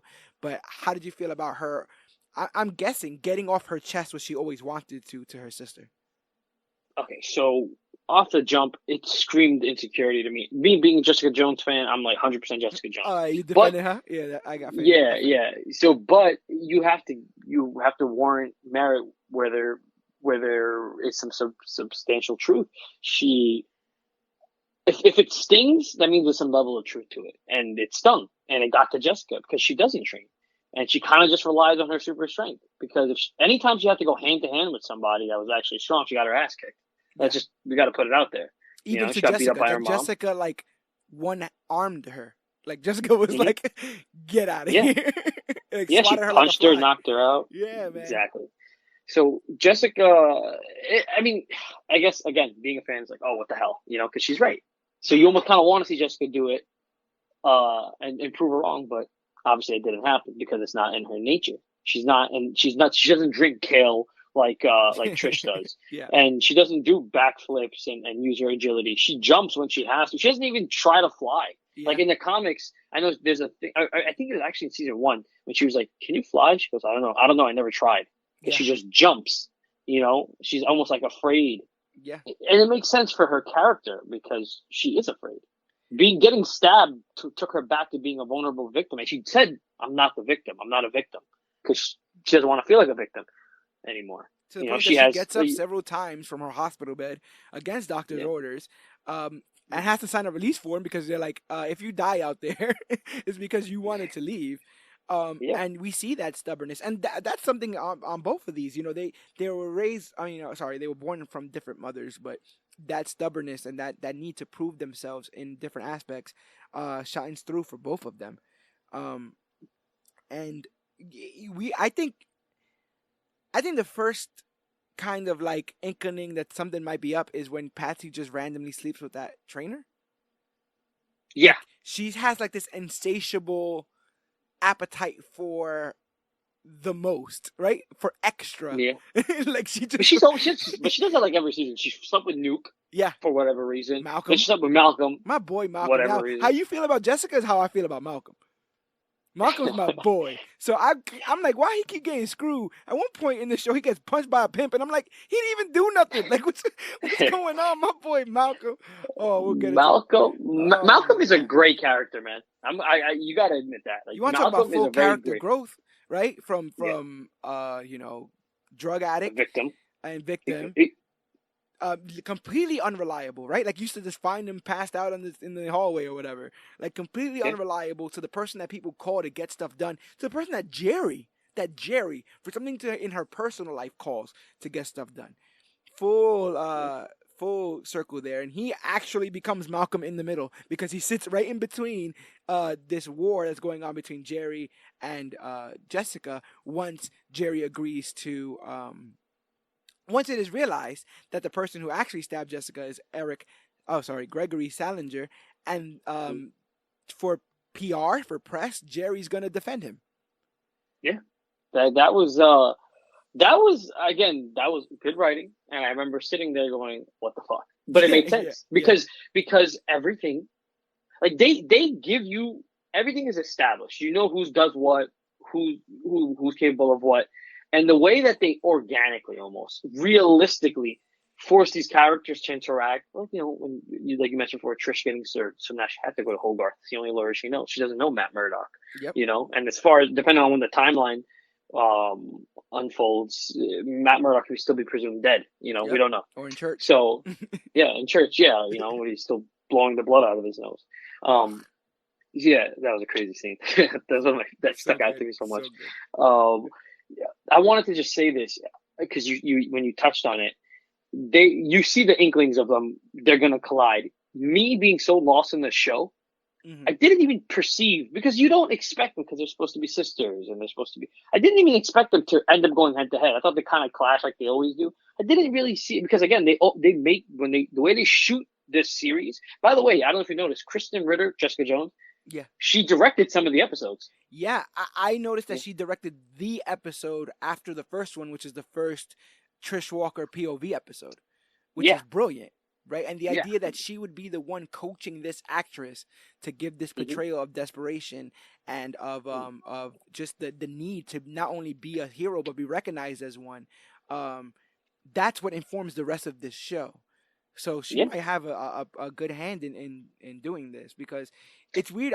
I'm on Trish's side for a lot of this, but not when it gets too extreme. You know, We I see her point, and it's kind of the other side of the coin to the Daredevil Punisher conversation, right? Of like, You're you a know, half measure, or what do yeah, you mean? exactly. No, the same thing. Like, okay, so you're gonna put Salinger in prison, and then what? What if he gets out? Or what if you can't nail him? What if there's not enough evidence? And they deal with that in this show. One of the things between this and Daredevil that constantly comes up, and it makes me laugh because I don't think it's an intention, is the idea that the system does not work. They make it a point Okay. in those shows to be like, no matter if you're doing it all the way the right way, bad people will use the loopholes to get out, and they always Well, will. And it's like, well, damn, the Kingpin. That's a Kingpin. That's Kingpin's superpower. You yeah, know, is to get out of these things. In this show, it's more like, um, in my opinion, at least, Trish was overcompensating so much to the point where she almost. And I was going to ask you this, but I guess now is the best time. Would you feel like, all right, just looking at their actions, not every other season, just this season alone, it's almost like Trish is almost like a Jessica Jones wannabe. She does everything she does. She does the PI stuff where, I shouldn't say PI. She does like the spying and the stalking and the staking out. That's Jessica. We've seen do that. Jessica does that, yeah. right? And then she's using her powers to beat people up. Jessica does that, and she's gonna put people away. Jessica does that. Um, she, You're making an she interesting point. No, you're right. I because do think that that. I think that she went to her memory banks and thought mhm. of like what would a hero do in this situation, and only came up No, with no, no, not even Jessica. a hero. What would Yeah, Jessica do? Jessica. Yeah, but she hit up Because Jessica to try to get help. And when she ended up deleting that email, I guess she just was like, I guess if I just follow in what I think that she would do, we'd get there. But you know what's funny about that parallel? Um, it later on, there's two instances of Jessica Jones. One, her being interviewed, and two, her outing Trish at the end, right? On a video. Those are very Trish Walker things to do. Those were things that yeah, Trish did yeah, yeah, yeah. to Kilgrave, to the Mm-hmm. Hand. Remember, she was like, and who thinks that they can control the news? And they were like, yeah, you're fired, and whatever. And so, like, that was her way of like, I'll release it into the world and let the world handle it. Because that's my Yeah, heroic thing. I'm not the hero in this. Jessica's the hero. So I'll I'm do not my afraid. power. Yeah, Yeah, I'll I'm do not my afraid. power and I'll do it from here. And their roles completely reversed there. Um the reason why I liked this rise and fall of Trish, because um eventually what ends up happening, Salinger becomes this person, this big bad. He's a serial killer. He's sadistic. He really doesn't He's have. human and proud. He's human and proud. Yeah, He's yeah, not. yeah, He's yeah. not There's a lot. special. No, there is a lot of that. Criminal mastermind, serial killer, high levels of intelligence, violent tendencies. He honestly believes it's his job to rid the world of the disingenuous and dishonest people, and even calling some people cheaters. He reminded me of the Family Guy character that goes, "You're a phony," and points at people and Yeah. says that they're He phonies. points at you with a knife, though. That's Yeah, what he that does. yes, yes. Uh, and then Rebel, he forces each of his victims to admit their truth and photographs them while doing so. Admit that you are a fake. Admit that you are a fraud. Admit that you are powerless or you're not a hero. Um, and he ends up getting put in the path of Jessica Jones, like you said, when Eric blackmails him without knowing what he did. Eric just straight up writes notes to people and says, "I know what you did. Pay up, or I'm gonna tell everybody." And never expected that somebody would trace that back and try to get him for it. And is trying to get him, stabs Jessica, and creates this path now where Jessica is on the path of Jessica Jones because one of the things that he cannot fathom is how people found out about him. And Eric Yeah. kind of just stumbled on it, but now he's like, wait, wait, wait, wait, wait. How do y'all know? And so it becomes this game of like Jessica unearthing some truths and Salinger finding a way to muddle the details, and Jessica finding more evidence and Salinger finding a way to disprove that evidence or get it actually destroyed. And so in the middle of this tug and war, Trish is just like, let's kill him. Let's just kill him. And what is it? Let's get him. Let's get the bad guy. And Jessica's like, you need to stop that. Like, you need to stop saying, let's get him. Like, you're Scrappy Doo. Like, you're the, come Yeah, on. because at the end of the day, she's inexperienced. She's very much that Scrappy Doo. Like, let me at him. Let me at him. Jessica's at that point, and this is maybe I'm looking too deep, so feel free to correct me. Jessica's at that point. Great power comes great responsibility. She's at that point. She understands that. Yes. Yeah. Trish does not, because she hasn't been through that yet. She's been through trials and tribulations as a human being, but not a powered human being. I definitely think that the death of Reva, man, when you being used as a weapon, showed Jessica that she can be a weapon. Whether she chooses to be one or somebody else chooses to put her in that position, and I don't think that's something that she ever wants to be. Whereas Patsy always wanted to be capable. She always wanted to use her gifts to their full extent, mostly because she was told that she had to prove her worth and prove her value as a living person. She had to constantly give back, and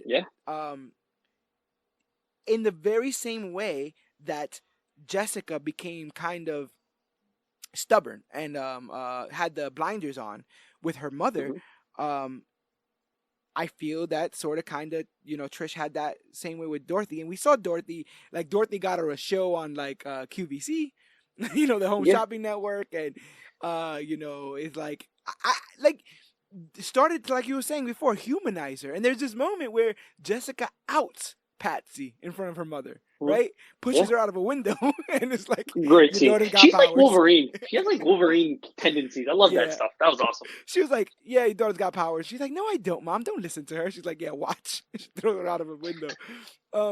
And Patsy, I mean, and you would think that Dorothy would flip out about it, Rebecca De Mornay as Dorothy Walker, but she's like, oh, let's talk outfits. Let's talk. And that was like kind of heartwarming in a weird kind of way. Like the idea that Dorothy would be all in. Like, if this is what my daughter wants to do, then this is what my daughter wants to do. Because at one point, Trish tells her Well, it's more like, this is what my daughter is, because you're led to believe she just mooches her daughter for money. Yeah. But being a single mom, I think she's just very supportive of her daughter. Or maybe she did mooch her for the money, but now they show you that her relationship with her daughter means more than anything. And she's willing to do anything to salvage it. And it's also it's also the idea that she always thought that her daughter could do great things, but didn't realize that she was pushing her daughter to do great things. And now that her daughter's actively coming out to her and telling her, like, I want to do great things, it's all like, well, I mean, it's not QVC and it's not Trish talk and it's Patsy, but if you are meant for great things, maybe this is the avenue that we're gonna go in. And she didn't treat her like a freak like she did with Jessica. Yeah, there's that moment of mom guilt. I think we've all felt mom guilt before, right? Where Trish tells her mom off, and her mom's like, "Well, I was on your side once, wasn't I?" And I'm like, "Oh, Dorothy." Yeah, It was nice. I had your back. I had your back. Yeah, he said, "I had your back for a little bit, didn't I?" And I was like, you probably did, you sick, manipulative woman. And you feel bad for her. They look, again, I cannot stress how good the writing was. The mother's performance, the mother's throwbacks, the way they made her look younger, everything was so good. Even the casting of the young Patsy, awesome. What about only green M&Ms or whatever? And she's like, I don't even like M&Ms. She's like, yeah, but I do. She was indulging a little bit on her daughter's success. Yes. One thing I wanted to say when you were talking about there's them being superheroes. Specifically talking about Patsy getting superpowers. Yeah. Can you hear me? Yes. Yeah. Okay. Sorry. So one thing that she had some of the best scenes, just action sequences. Her practicing, her getting thrown out the window, landing on her feet, her jumping out the window. And then one of my favorite scenes was when she was in the art gallery. And she went on the computer and then she did like the flips. That shit was so cool. Over the couch. She was cool, man. And Jessica was like, huh. Okay. Yeah. That was very Jessica, but Jessica is not as subtle as she is. And that's what's funny is that episode from Trish's POV literally gave us the origin story we've seen a million times in superheroes, where there's a sense of joy, there's a sense of excitement, there's a sense of discovery, there's a sense of, of caution, but also a constant, just like this, oh my God, I'm a hero kind of thing. We never got that Mhm. with Jessica. Jessica never explored her powers to that level because she didn't want to come to the conclusion that with great power comes great responsibility. Once she admitted to herself that she had these great powers, she would have to do something about them. Whereas Trish is all about it. She needs to confirm that she got them so that she can also then confirm that it is her job to do something about it. And once she confirms that in her mind, she basically is ready to let Jessica off, right? Like trade shifts. Like, Yeah, yeah, you can you go can now. retire now. Yeah, you can go Yeah, you now. You can never go. wanted to do this anyway, which is kind of true.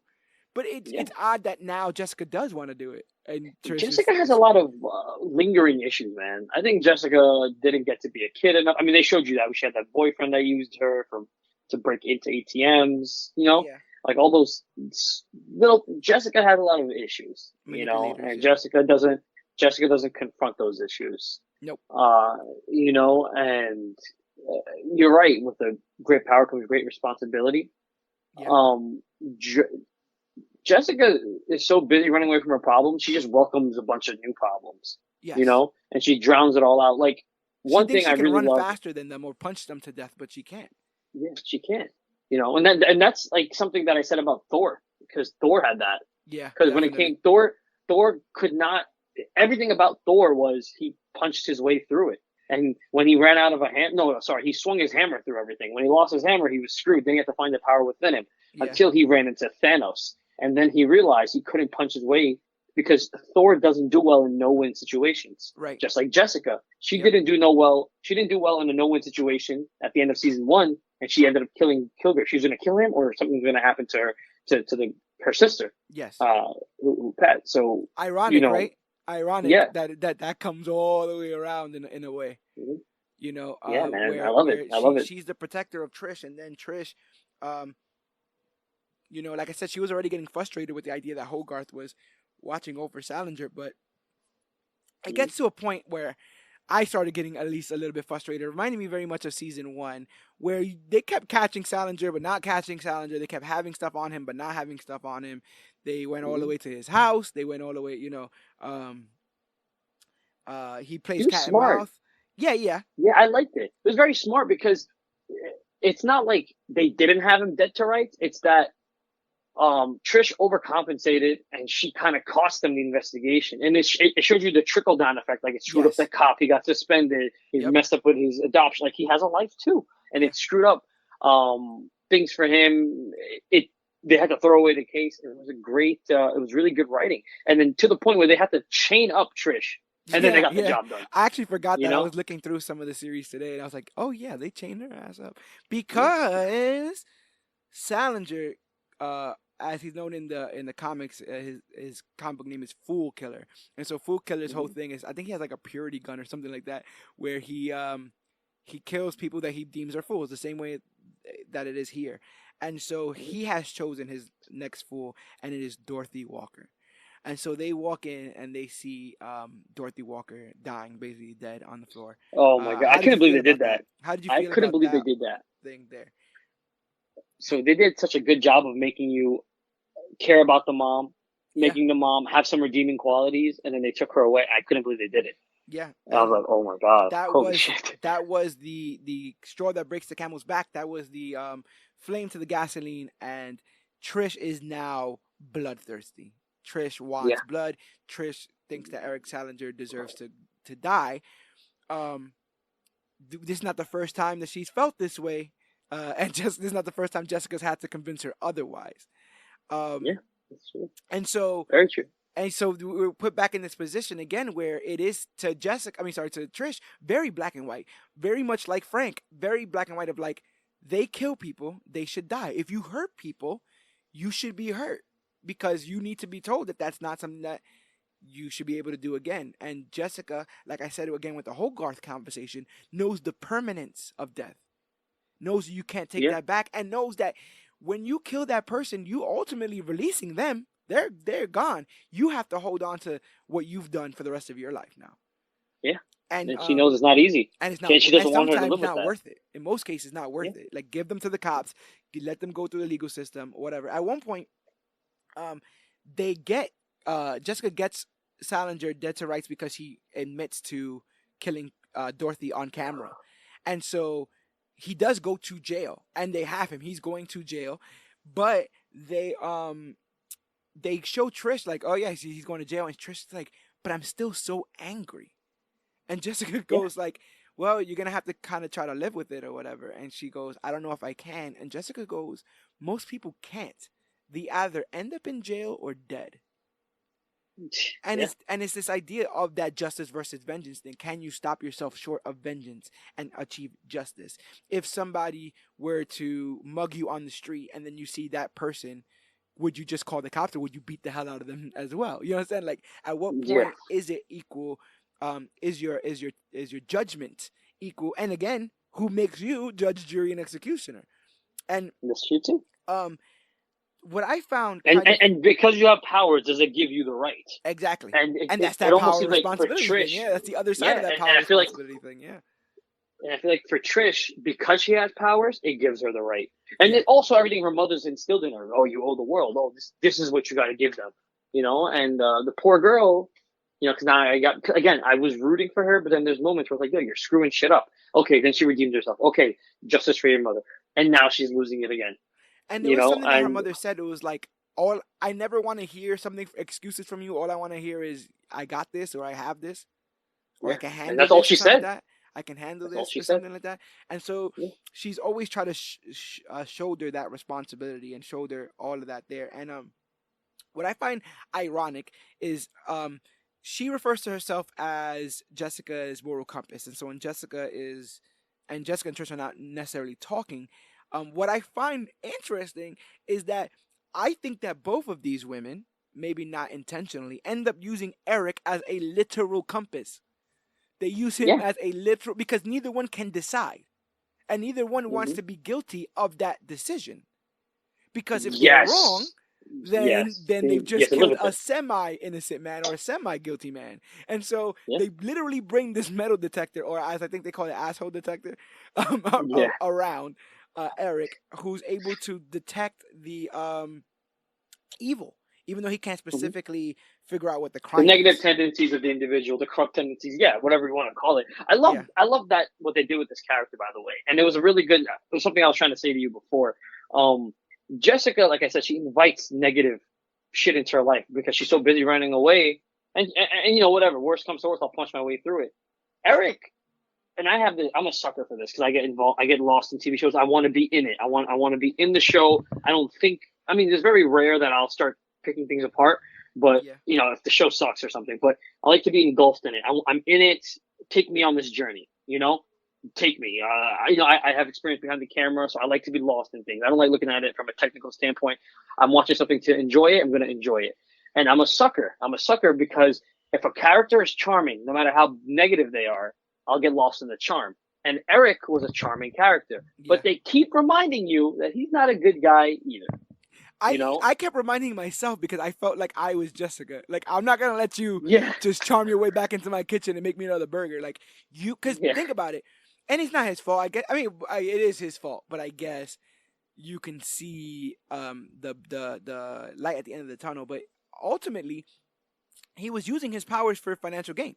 He was using his powers to blackmail people and then take money from them. He wasn't necessarily doing anything about the bad things that those people were doing or anything to them, which was something that Jessica brought up because when they find that child pornographer, I would call him. Oh, that was a good. That was nasty, but it was like Yeah, that was a good scene. that That was happens good in because Punish. That happens in Jessica knew. Punisher too, though. Frank finds Oh one, yeah, and it did. it does not go well. It does not go well, and so it's that They idea missed of an like, opportunity, man. They but missed an opportunity to reference like, oh hey, when my partner got burned out last week. Come on, this is yeah, all I got left or something. yeah. Yeah. But that's what I find funny is that you think that you are um chill, right? You think you're Mm-hmm. chill and that you can decide what's right and wrong without any bias, and then you see Mm-hmm. wrong, right? And Mm-hmm. then that puts you in an odd position because you do get reactive. if you were to see somebody kick a dog, you get reactive. Mm-hmm. You understand? You Yeah. just react, and it doesn't matter how much thinking or how much training or how much of anything else that you have. Your first, inclination is to react. And so Jessica, not even knowing what to do with this guy, just locks him in a closet and calls the cops. Like she doesn't know what due process is gonna happen or what's gonna. She doesn't even see it through, but just knows that she cannot leave and have him be around like that. Yeah. And that's that idea of bad guys have to serve something. They deserve to serve something. And so it's weird because it's Fool Killer, it's Salinger that purports to expose both Trish and Jessica. He's trying to do his best to show that Jessica's not a hero, and try to show that that black and white idea of heroism is going to corrupt Patsy, because he knows Patsy's coming from. He calls Jessica up like, are you coming? Like, like. But I think he wanted to break Jessica, and he ended up breaking Patsy. Okay. Because I think that I felt like that's what, because I remember she showed up. He's like, I remember that scene where basically the photograph gets taken, she stabs him or whatever. Yeah. And he almost dies. He was like, who the hell are you? Or why are you here? And he was expecting Jessica. He wasn't expecting, because Jessica throughout the season, and she has the most growth in this season, everything pays off.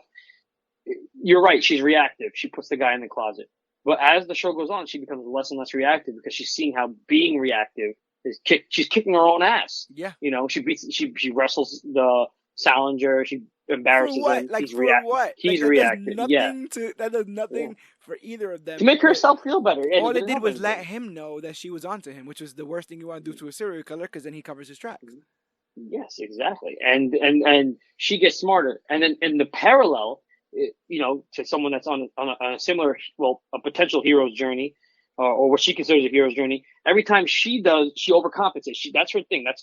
Because she feels like she has to live up to something. She constantly overcompensates. She screws up the investigation. Every time she fights somebody, she ends up killing someone. Yeah, what do you think was up with that? What do you think was up? Is that a lack of restraint, a lack of training, or her just literally seeing red and getting lost in all of it?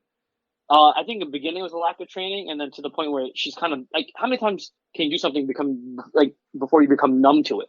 Yeah, that's true. And it doesn't have the same toll on you. Then she started seeing red, but at that point, everybody had a point where they were so angry, where they feel like in the moment of anger, everything they did is justified. And only if you talk to somebody that you truly can confide in, that you trust the opinion of, that you can be honest with, you can be your true self with, and they tell you what's up, and you can see it objectively, like, yeah, no, I'm wrong.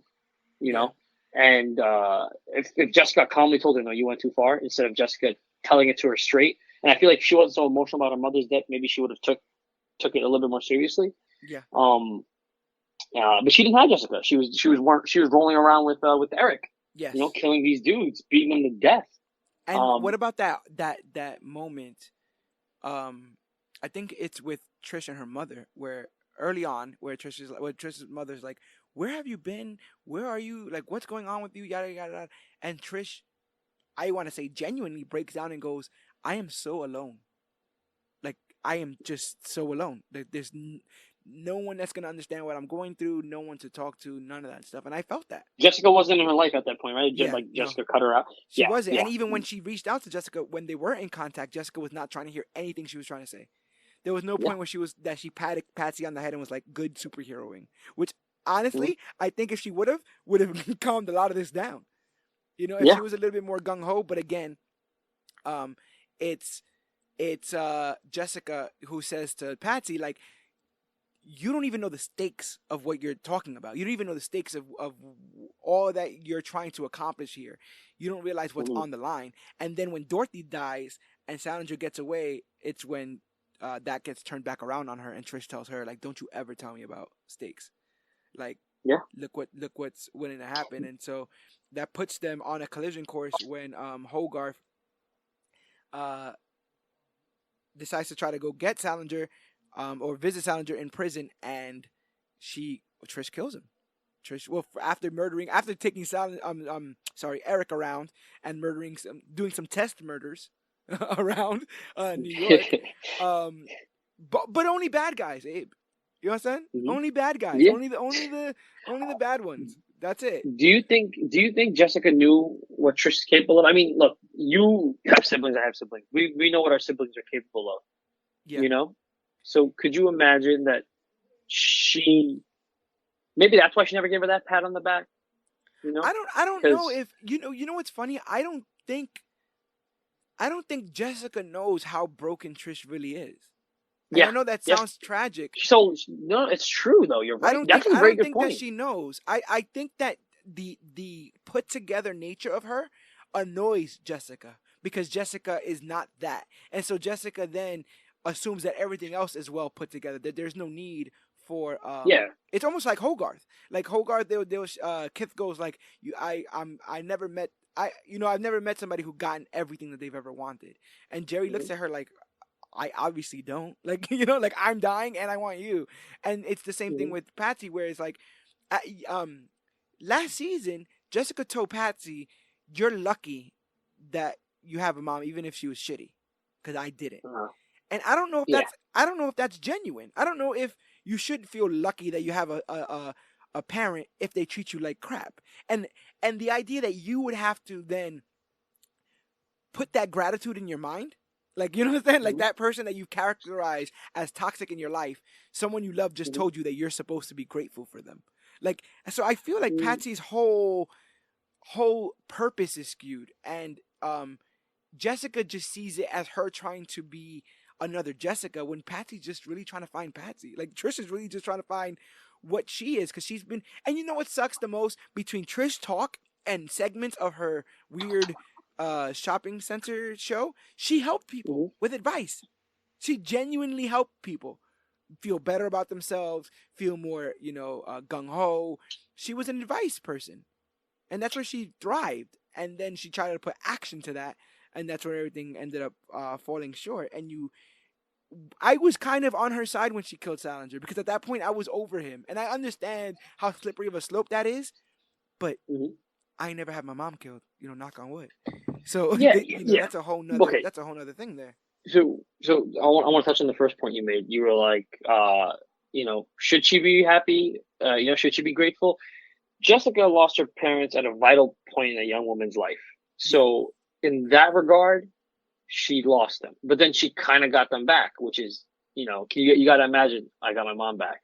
yeah, Now, my mom, no matter what, you're gonna see you're going to want to see the good in them. And before she could truly judge her for her negative actions or try to save her by putting her back in jail or whatever her end game was, it was taken away from her. The decision was taken away from her. She didn't get yes, to make a decision; it was made for her. yeah, So I feel like from her perspective, she goes, "Well, at least you got a mom," you know, yeah, because and she's saying it's the person that killed her mom. You know, it's different if she said it to like, Matt Murdock or something, but it's not to the person that killed her mom and the person that she's supposed to be closest to in the whole world. How do you feel about I'm sorry I killed your mom and I'm sorry. What was she said back?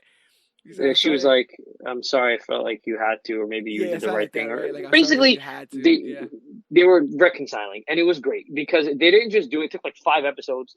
That was good stuff, man. Or yeah, 4 episodes. Regardless, it was organic. It didn't look like, okay, because they're supposed to do this, so they're gonna do this. No, it was like they went through all this together. They're forced to be around each other.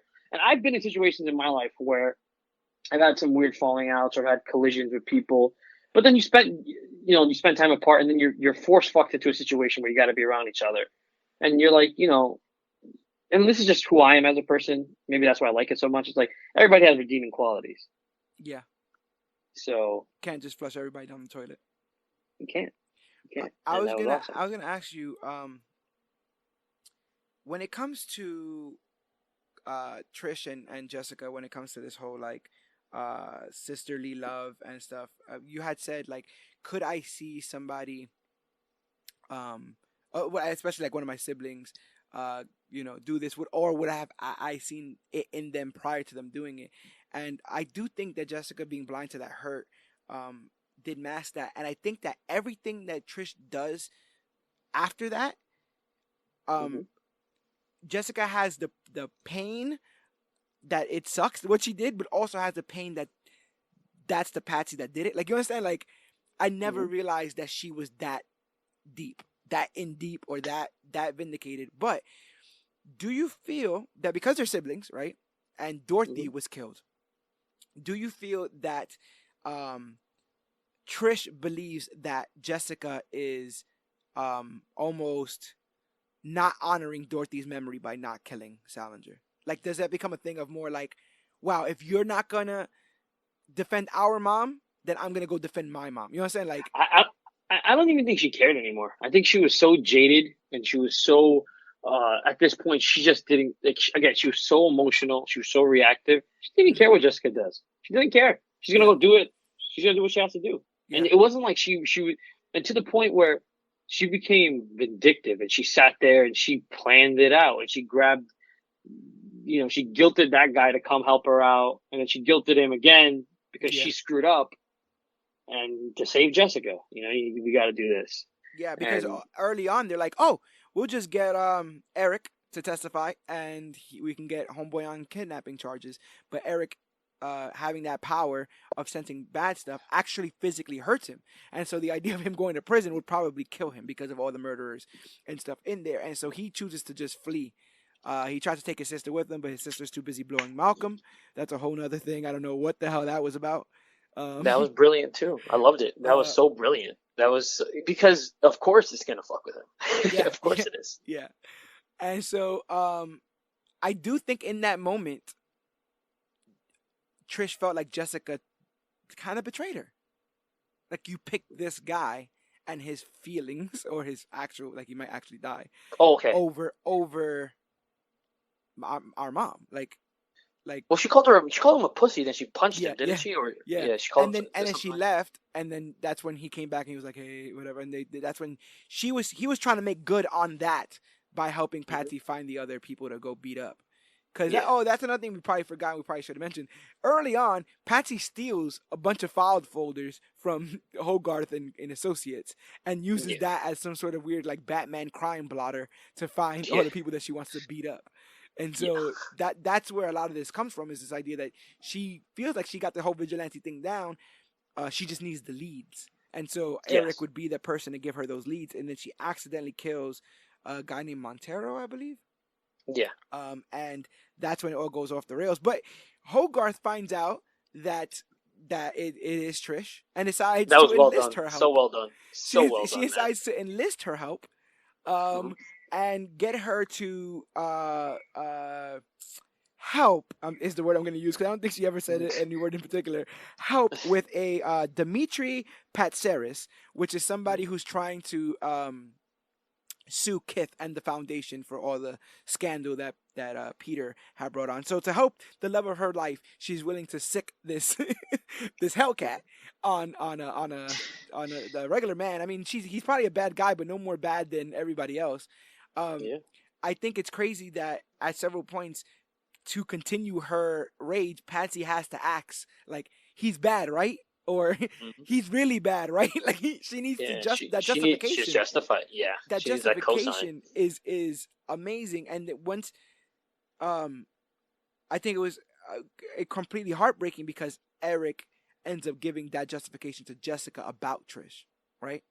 Yeah. Like, oh, Yeah. you ain't got to worry Wow. about it. She's bad. Like she is bad. And then like makes her touch him so he starts to cry blood and stuff. Like, it got kind of crazy, man. It Because definitely you got know when crazy. it's she. All right. So it's like this is what you are. Let's take Batman for example, right? More this Batman doesn't do this, but Batman will do this, this, and this. Right? I Yeah. hate to use another character, but all right. Oh, let's take anybody from anywhere. This is what this person is capable of. But you put them in a position, or circumstances have occurred, or they're in these situations have occurred, and they still have to go on with their unordinary lives. She's living a different type. Like she's not returning library books on Tuesday. She's going out and beating the shit out of people, right? And she's thinking she's doing the right thing. Mother dies. Mother dies. The circumstance surrounding her mother's death. How lonely she feels. How alone she feels. The guilt she feels. Because she kind of indirectly caused it because she's so inexperienced and she was overcompensating and she doesn't have any real help. And now she's screwing up stuff for Jessica. And now she's put herself in this blackmail position with Hogarth. And now she has to skip the country. And Jessica's going to stop her no matter what. And, all these different Yeah. things are happening. And, all of this happened because she slowly started to loosen her grip to the point where She she's loose. unraveled. Yeah. Yeah, and she unraveled, and a person, and Jessica says this about her in one of the first two episodes. I think it was the first episode. She goes, "Trish sees the world in black and white. For a person that saw the world in black and white, she's operating in gray." Yeah. And Because she needs to. She knows she's in the black, but she Mhm. just keeps trying to add white paint Yeah, to make it seem lighter. But you're in the black, and I knew the she characters was are off so the real. rails. Yeah, I knew she was off the rails. Like the moment that was like, come on, Trish, is when Eric does that. When Eric's like, yeah, she's freaking evil, and she Mhm. goes, him? You're gonna believe him? And I'm like, Trish, you use that same logic to kill a man. Yes. Oh my God, You bro, use bro, that you're same you're logic there. to You're kill a there. man, but now it's hocus pocus. Now it's all fake. You know what, Yeah, Trish? Yeah, man, it's time. It's time. yeah. It's time, girl. You gotta go. And you had that heartbreaking scene of Jessica like, you have to go to prison. Like you have to go to. How did you Because feel she about can't that kill her. idea of She like, can't kill her. She uh, couldn't do it. no, she couldn't. And what's funny is Patsy could probably kill Patsy, given her Hmm. logic of things, right? Because that's how she Yeah. killed Jessica Jones' mom. It was like it don't matter how good this woman's doing, she killed a bunch Hmm. of people, and so she deserves to die. Oh wow, I didn't even. Wow, that's And some parallels right there. I didn't even think about that. yeah, so Jessica can't prove Trish right. Hmm. She can't say that people are just able to be thrown away because they've done. I mean, there was a lot of bad things, but because they've Hmm. done some bad things. And I honestly love the acting and the portrayal of Trish in the last two episodes because she is unraveling. She feels like somebody who doesn't have the ground underneath her. Like she's literally walking on eggshells between right and wrong and needs to believe that everything that she's doing is right and decides to still take the hit, quote unquote, on Hmm. Dimitri. She's like, well, there's only one way to prove if I'm right about being a hero. I'm going to take Hmm. that lead. And Hogarth's trying to call it off, but then Kif's Hmm. there, and Hogarth's like, "Yeah, go do it." Yeah. and so she goes to go do it, but then she realizes that Dimitri has a child, so she stops herself. Um, and then that's what creates like the whole thing with where she goes back to Hogarth and goes to try to kill Hogarth. I love that when Salinger is killed, Hogarth is very, very aware that she might be next. And so Yeah. like she tells Jessica like, when you see your I'm sorry. sister, I'm can you sorry. just let her know like no beef? Like I ain't got no That's her weakness. beef. Her fear. Her fear, bro. I love it. Hogarth is a tough guy. With regular tough people, Oh, but you she know I knows. dug also But the when Jessica's talking to Hogarth about Salinger, she goes, "Well, it looks like you finally found somebody that'll kill you. Just watch out, because I think he's gonna enjoy it." And I was yeah, like, that's cool. "Yeah, yeah, yeah." That's And Hogarth was scared. And yeah. Hogarth was scared. That was cool. And so she was absolutely terrified with Trish. She has security, all kinds of people around. But Trish gets in anyway and threatens to kill Kith, in which then Hogarth threatens to kill Trish. And then Jessica's like, no one's killing anybody, which is kind of, well, that was a standstill. Because I believe that Hogarth would have shot Trish. And I love that Jessica's like, oh, so all of a sudden you're a sharpshooter? You're going to hit her but not hit Kith? You want to Yeah. try that right now? And I was like, Yeah. damn, that's a good point. Like, I can understand that you're like, oh, you're not gonna hurt her, I'll kill you. But are you really, Jerry? You're a crack shot like that. You're really about to not hit Kith, and you're gonna hit Trish, bullseye. Mhm. And so, uh, she's like, yeah, I'll fly you out. I'll fly you out with illegal passports and stuff like that. And but eventually, just calls up Jessica to come save the day. And Jessica already figured it out because yes, she's a damn good PI. and it's So it's that was good. heartbreaking, man, because they and a last ditch effort to have the upper hand, um, Trish knocks out the lights, and Hmm. when that happened, that told me that now the gloves are off. Now this is it. Now you're And gonna have to Jessica fight didn't your know. sister. Jessica didn't know if she was going to try to kill her or not. I think Yeah. she said that too, right? It was not. That was like No, like she a goes, line. "Are you? What? So now what?" Which is the question. So that's what happened. Like the reason why I say I love the portrayal is because you keep asking yourself, "Okay, Trish, you did that. Now what? Okay, Yeah. now you killed that person. Now what? Now you're gonna flee the country for real? Now you're gonna kill Jessica for real? Like these are the natural conclusions, but look how far you've come. Hmm. Look at where you're at now. Look at what you see yourself doing. Look at what you're Yeah. willing to do just to gratify yourself and tell yourself that everything you've done to this point was worth it. And that moment where she's standing in front of Costa and she's just like, she gets the rap sheet read out to her, and she just says, "I'm the bad guy." Like, that broke my heart. That was a great portrayal. You see her like twitching, like her eye twitching, as they're reading, like, counts of homicide, kidnapping, all that kind of stuff, and you're like, this is Trish Walker. And even when Jessica outs her, I'm like, people gonna remember that that's Patsy. Like, that's all gone now. It's all in the trash. The same way like Bill Cosby, right? The same way like Jared Fogle. The same way like anybody else who's ever been caught in a scandal. Throw all that away. This is the most important thing. She's a murderer. Now Patsy Walker is on the raft. A shout out to Civil War. She's on that floating jail cell. And she's the one who kind of put herself there. I mean, Jessica put her there, but she definitely put herself there. I love that Luke Cage had to come in and tell her Let's that. talk about it's Luke. Okay. Okay. Oh my God, bro! When Luke Cage showed up, I stood up and clapped. I audibly whooped because I've been waiting for anybody else to drop in, because everybody else has so much experience on this subject. Everybody else has dealt with this family as well. Fighting family. Who gets to be judge, jury, and executioner? What do you do when the system doesn't work? How do you square vengeance with justice? I think all the defenders have dealt with that, especially Punisher, guys like Daredevil. And so when Luke showed up, oh shit! Actually, everybody has except Jessica. Exactly. And Iron Fist. In season 2. Wow, that's a really good point. And so, but this is what I wanted to say to you before. I'm sorry. It's like, it doesn't make sense for anybody except Luke Cage, because she doesn't have a personal connection with anybody but Luke Cage. It's true.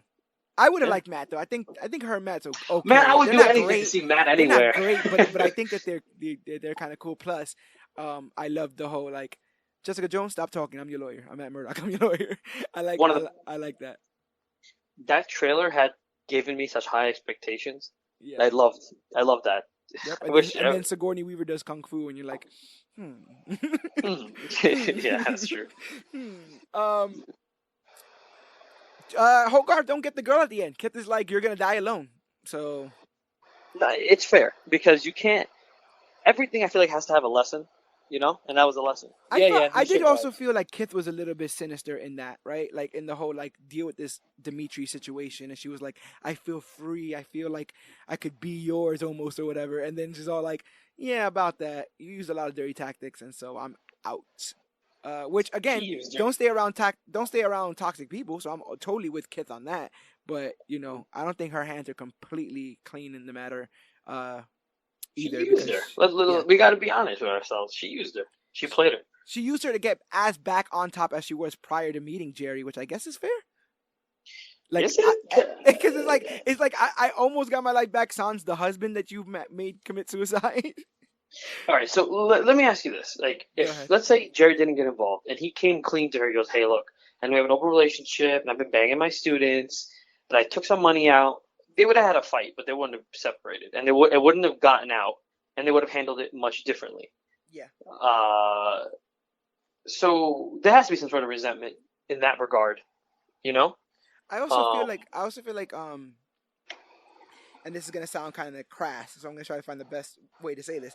It's easier to get over somebody if you can get under somebody else, and so the idea that this man broke my heart, but I can confide in the one person that I loved seemingly my entire young adult life, who is now back into my life and still loves me. It looks as though they still love me, so it all seems to be right up my alley. Like things are. Also, like, they can make all my problems go away, and I can take. Like, I don't know. I've met people that have used other people, and in exchange for sex, the other person is a lot more willing to comply with any demand. Yeah. And so me having witnessed that in real life and then watching a character do it doesn't seem far fetched. It just seems like, okay, because now they got what they wanted out of her. Like, whether Hogarth wants to admit it or not, maybe that's not what. Maybe I'm supposed to get out of the show. Maybe it's just the way I see it. It's like she got what she wanted out of her.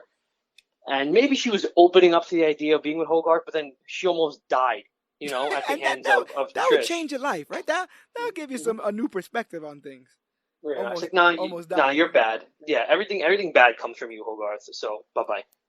So Um, we spoke a little bit of, off air about this as well, but yeah. Jessica, to make Jessica feel better, Luke says, "Hey, listen, if I was ever going as bad as Trish, I'd want you to stop me too." And I totally believe that somewhere along these lines they were setting up a scenario in which the defenders would have to stop Luke Cage. That the defenders, Mhm. you're gonna have Luke Cage run all these mobs and run all these, because that's where he's at in when he shows up in Jessica Jones. That suit is him owning Harlem's Paradise and Mhm. in deep with all the heavy hitters in the crime family. I actually thought the reason why he showed up was because of that Irish mob that was harassing Eric. Mhm. You remember that Okay, that that makes grandma sense that too. got like impaled or whatever? Yeah. Yeah, so I Well, thought he was those there were like like some upstate New York hippies. So, not Poughkeepsie, hippies, but like, Poughkeepsie yeah, some mobsters. hillbilly, yeah, hillbilly uh, married to my second cousin type shit. yeah. So, but yeah, he's like, if you ever came through, you put me down, and he's the only one that when his season ends, he looks like the bad guy, and Yeah, so because that was Black Mariah's whole plan. She goes, that club will corrupts corrupt. Yeah, anybody, and it's going to corrupt Luke. And and it's also the idea that Luke thinks that because his hand is on the gun, mhm. it won't shoot. You know what I'm saying? But it's a gun. It's still a gun. It I still like what he can did there shoot. because he's bulletproof. That was cool. Yeah, yeah. And so he can shoot. And so I'm still hoping and I'm still holding out. Maybe 10 years down the line, we've seen Weeder revivals, Fuller House. Um, I'm hoping that they find a movie or something to close all this up in. I would even bring Finn Jones back, bro. Like, like I'm totally with it. Let's do it. I want to talk to you about this, and I don't want to do it too much because I know you have some stuff somewhere down the line where you want to touch on this. Yeah. But did you notice that Jessica Jones season 3 was barely promoted? Like I didn't Yes. even know they only had like 2 trailers, right, as Yeah. opposed to the usual 3. I actually You put up know. a poll about Hmm. those who have seen the episodes. Like, Hmm. how many of you guys have finished Jessica Jones? I Hmm. put it last Friday. How many guys have finished it? And it was half and half. And I feel like, and it's been 2 weeks almost at this point, and I feel like any other show would have been devoured, but because it's ending like this, it wasn't. And I'm a DC Universe subscriber, so I've watched Oh, you are? Titans. Oh. Yeah, I've watched Titans. I've watched Doom Patrol. I really, really love Doom Patrol. And Oh, we got. I want to talk about it with you. I'm gonna so binge it soon, so so then I'll much. call you up about it. Yeah, so much. And then uh Swamp Thing. I saw the first episode of Swamp Thing. Great stuff. Really, really good. Body horror, TVMA. And Hmm. then the next week we realize it gets canceled.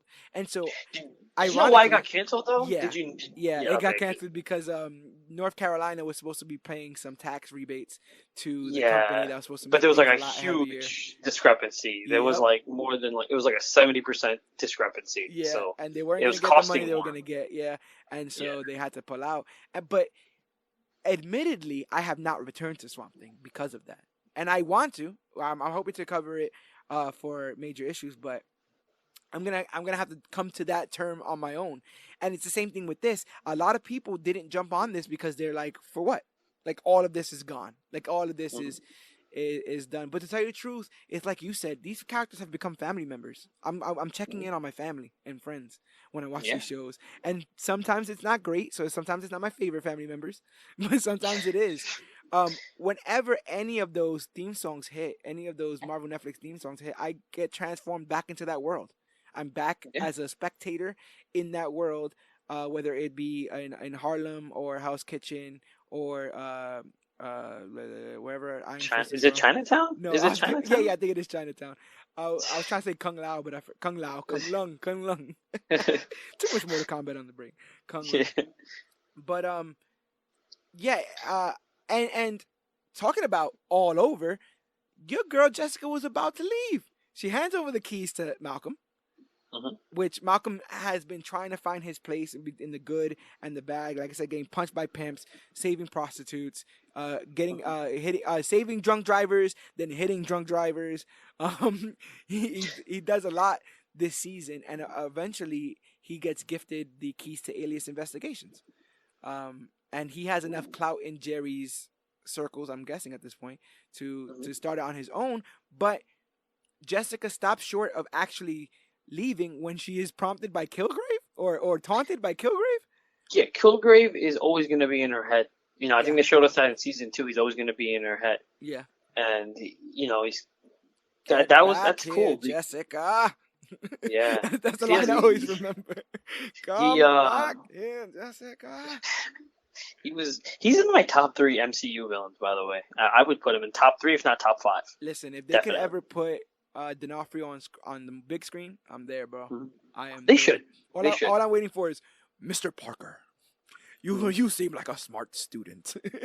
Oh, How would that you would like to work? I know. Going forward, Kevin Feige. Again, I'm sorry because now you got me talking about it. I know that Go ahead, brother. a lot of the movies going forward are going to be a lot of crossover. A lot Yeah. of it's going to be crossover, and I know Hulu's already asked to they'll renew Iron Fist, Luke Cage, and Daredevil. They said that right away because those shows got canceled right away. Yeah. Jessica Jones got canceled later on a little bit, and they said, "Hey, we'll pick that up too." But the way Netflix, because okay, so they're signed on for a particular amount of time, 3 seasons, right? That's promised. They're paid for that. But if the show does better, now you owe them more money, you know. And Netflix doesn't release their numbers to anybody, so nobody can publicly view how many streams a particular. Yeah. So since nobody knows, they don't know how successful it was, but also the fact that they knew Disney Plus was coming out, so they're not going to promote these shows for them to just put them on Disney Plus. So they canceled it out themselves. That way, because of trademarking rights, they, meaning Disney, can't touch those shows, those actors, those characters, those portrayals, which makes me scared because I don't want them to get rebooted.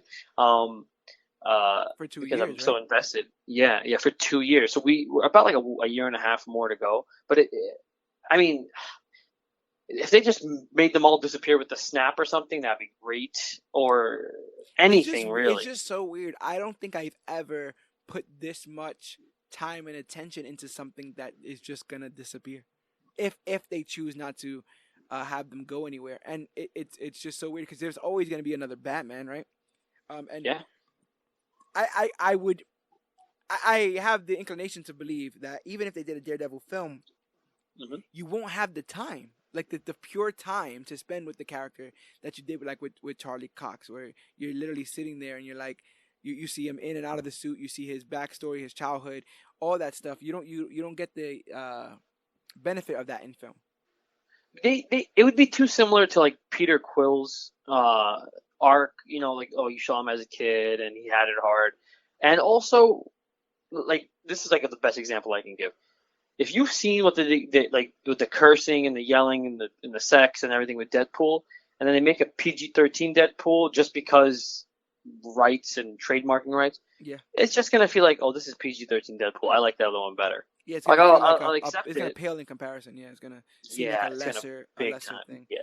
Um, So we'll be like, yeah, this is great, and this is like, you know, here's Daredevil saying funny things, but this other Daredevil was so gritty. And I mean, for God's sakes, Daredevil's like, put that motherfucker in a hallway with anybody. yeah, You know, I was saying give that to my Kingpin a girlfriend car actually. door.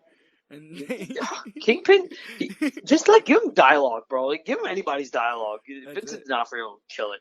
You know. But I remember I was saying that to my girlfriend. I was like, if you put Salinger in a hallway with Matt Murdock will kill him. But that's another thing. So that's another thing. Like, so when they were having the conversation about morality and Salinger, I'm like, oh, just tell Frank.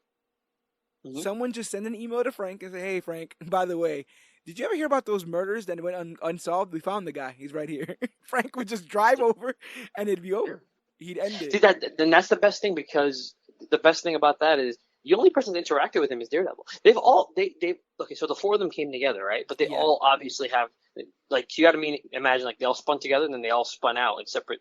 And they separated. Luke Cage is close to Iron Fist and he's close to Jessica. Jessica is only close to Luke. If you watch the show, you could potentially see like some sort of like romantic fling between Daredevil and Jessica, but it wouldn't make sense because, you know, comic book fans, purists would get upset. even though the chemistry was there, Yeah. on-screen chemistry. Iron Fist has nothing to do with Daredevil, but he felt like he had to live up to the mantle because he left Hell's Kitchen to him, right? Yes. And he had to live up to Matt Murdock. So I mean, that's how they're intertwined, and nobody's anything to do with Punisher except for Matt Murdock. Yeah. So it makes sense, and that's like how they get away with it, in my opinion. You And that's know? why I feel like it would have just been poetic if Luke would have then went bad. Daredevil had to try to stop him. Jessica had to explain that he's not all bad. I've known him. I've kind of slept with him, And Uh-huh. then Yeah. Iron Fist, where does he fall on the side of things? I know Luke. I fought alongside Luke. He's not wrong. He's trying. He's just trying to do the best he can. Like I felt like that would have been a poignant way to That would have take been that, but they interesting. might That be would have been setting that up. interesting. They, That would have been interesting. But what if it was Punisher that went out to kill him, and Matt and him pick up basically that that that psychological, not that philosophical battle that they had from season 2, and they just pick it up. You're a half measure. No, you're judging him, and yeah, and or you Civil Iron, War it, and yeah, you put Punisher and on Cage's side, and you put Hellcat on Cage's side, and then you have no, like no. a Civil War kind of Punisher thing. tries to kill Luke, but I mean, Ah, and the rest of them try to stop him, while Iron Fist tries to talk sense into him, yeah. and Oh yeah, Jessica he definitely tries tried to, to stop because he hates mobs, so he'd yeah, definitely be all up in that. and then he can even get him one on one until he realizes all his guns don't affect this guy. Yeah, Yeah, and that there's so much and then potential he just there. knocks him out, and it's like, Yeah, now what? You better go get one of them Judas bullets. yeah. Oh, yeah. You Oh, remember and you know what's that? crazy? He probably know about it too. That's the crazy I part. got a guy who got a guy. Call up Micro. Yeah, I miss Micro. yeah, yeah. Uh, Dude, that was a good show, man. it was. They're casting everything about the way they casted these characters. Charlie Cox, um, uh, Kristen Ritter, even Finn, which he didn't rub me the right way, but he kind of looked the part. Like In I said, season it's two. it's fully immersive. It's fully Mhm, immersive, so that even if you don't love the main character, there's somebody on the show that you love and you relate to. Because you might like the main Luke. character but not relate to them, and they will give Mhm, you a through line to relate to. Like mhm, I remember not really digging Iron Fist, but I found myself being incredibly entertained by Ward Meacham, and then in season 2, Davos was entertaining to me. Like wow, he is driven. Like he believes that he is destined for this, and mhm. they do that. Look what they did with Trish. Like Trish, Patsy Walker was like an Archie character in Marvel Comics. She Yeah. was like a Betty and Veronica kind of deal. Like, oh, we're just gonna go have a malt after the high school dance or whatever. And then they decided to make her Hellcat, but they didn't have to do that here. They didn't have to do that with Mhm. the show, but they did. And now we have fleshed out characters, and I'm just so thankful for it. And like you said, um, in a couple weeks, we are going to come back to all the Netflix shows and talk in depth about all the things that we liked, we didn't like, and really send off Marvel Netflix in a terrific fashion. And I hope that you could make it for that show. Oh So man, I would love to. I mean that I want to make sure that I do, because honestly, I'm a big fan of the Netflix shows. I don't feel like they get enough love, and I feel yeah, like especially once these Disney Plus shows come out with their $100 million budget, because, and I'm not trying to be funny or estimating. No, they all have $100 million budget. The yeah, people that make the movies are making those shows, so the budget is going to be completely different. So those outfits aren't going to look like shit. They're going to look like those Hollywood level, summer blockbuster level costumes. And I'm going to kind of miss the grit and the New York City. Like New York is a character in and of itself. Like Yumi made oh my a really god, good yeah, example. yeah. Like people wouldn't see uh the downgrade in Trish's in apartment. yes, your apartment, but we would be like, because the way we live in Brooklyn, and it's like, oh, that's I mean, yes, it's a downgrade, but it's not really if you're talking about space, because you have to be from New York to really get it. What's You more hip know. hop? What's more New York than Rosario Dawson being mugged to Jadena by the train station? Like I remember That that was awesome. scene, and I remember thinking, yeah, this is really in New York, huh? Yeah. And then she doesn't like go to the cops. She just goes to work. I was like, what happened? She's like, oh, I almost got mugged. And I'm like, yeah, Yeah, yep, that's because that's New that's York. home. Yeah, That's home that away from home. Oh and man, that's real. It's not like it's like we're being tough guys. No, that's just how it is. Because nobody cares. Shit happens every day. People kill themselves on the train. And that's true. and especially now in today's numb social media world, more people are mad that the person killed themselves on on the morning train rather than jumping off a bridge. I mean, I see it all the time on Twitter. I know you don't go on it like that as much, but I do, and you see people like it's the mere inconvenience because people are numb to things because it just happens so often. And there's so many And of us. yeah, and it's a crowded city. And again, they play that up a lot in this season too, where people disappear. It's not because they have superpowers, because they hide. It's They just a hide in huge plain sight. city. Yeah, it's just a huge Yeah. ass city. Yeah. When did you get off the Trish Walker train? When did you get? When did you definitively say I am not on this character's side? Okay, so I got annoyed when she kept screwing up the investigation. Okay. And then when she almost killed him, I got really annoyed. But again, When Jessica even stopped him and she qualities. scratched his face. Yeah. Okay. But That was then a gnarly couple of scars, a couple of scratches on his face, man. it was perfect because Hellcat and everything. It was Yeah. awesome, and they made it realistic because she's enraged. Nobody would really claw somebody, unless that situation. I was like, okay, I can see it. It's not warranted, but it's plausible. Okay. Yeah. Because she's just wailing.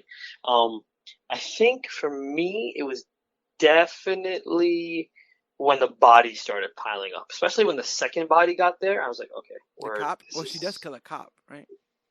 Yeah, but no, that one I was like, okay, that was an accident. Yeah. Even though it was stupid, it was an accident. But the second one, Yeah. when she beat the dude to death, and there was a very solid plan, I was like, okay, this plan's gonna work. She's It's gonna throwing make sense. people over the table and all kinds of Yeah. stuff. Yeah. When she punched him to death, like Stone Cold Steve Austin would do, he'd stomp Yeah. a mud hole, and I was just like, okay, Yeah. she's gone too far. Because Yeah, the I whole agree. reason she did that was, put the badge on him, and make it look like this other person did, not Jessica. And it just, the whole thing fell apart. And it's only because she lost control. And I was like, okay, no, you're a problem now. She just wanted to hear thank you. But Jessica, I'm assuming, with Kilgrave always on her mind, decides that she would be a coward if she left. And I'm guessing she's gonna stay in New York. And we do see that longing look that she gives her sister. She does see her sister off to the raft. Mm-hmm. From afar. Do you think there's redemption in Patsy? Isn't she like an anti-hero in like comics? She's a straight up hero. She's like, Isn't she like more of an anti-hero? Like she's gone to some dark places. At one point, she goes to hell. The character. Yeah, goes but to hell. I know that in Marvel Civil War she had like a negative. Okay. The comic, she had something. I forgot what she did. Because there were so many arcs in there, but I know she had something. I just don't remember who it had to do with. But yeah, because why not? She wants to do the right thing. I just don't want them, like, if they ever were to try to redeem her, I just don't want it to be like she's out for revenge against Jessica. I feel like especially the way they ended it, she became very aware that she was the bad guy. Yeah. And if anything, she should try to redeem herself. Almost seems like a redemption by death kind of character, right? Yes. Yeah. Almost seems like a star that shines so bright that it's gonna have to burn itself out. Yeah. And that's what happened to little Patsy Walkers. I think it's a hell of an arc. I think it's a hell of a season in general. It was awesome. It made it up for the almost lackluster season 2, but there was just so much. I think season 2 is just really just all supposed to set up season 3. Yeah. But you have to get through season 2 to get to season 3. And even if it wasn't intentionally made that way, they sure as hell mined it in this season. Like they mined for all the stuff that there was in season 2. Yeah, apparently they always had a 3-season arc in mind for this show.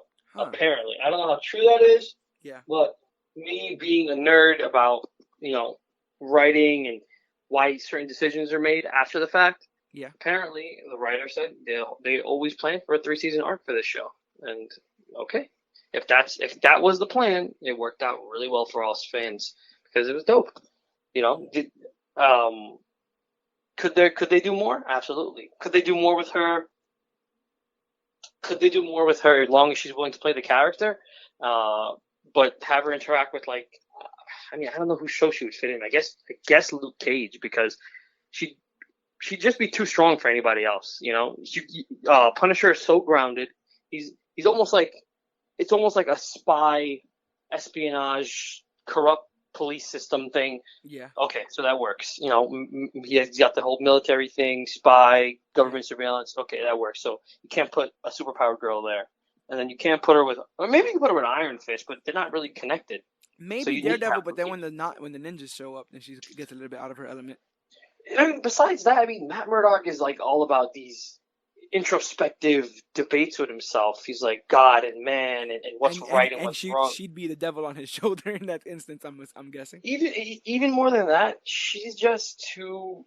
I mean, because okay, so she's grown as a character, so those things don't even really apply to her. But if they were to, it's almost like a step back, because she's grown. So why would she be like have such inner turmoil? She's decided I'm a hero. I am a hero, and I'm not going anywhere because this is what I'm supposed. This is what I'm here to do. Yeah. I'm, I'm going to protect these people from this street to this street. Everybody else is everybody else's problem. Is there redemption for Eric? Nah. No. No.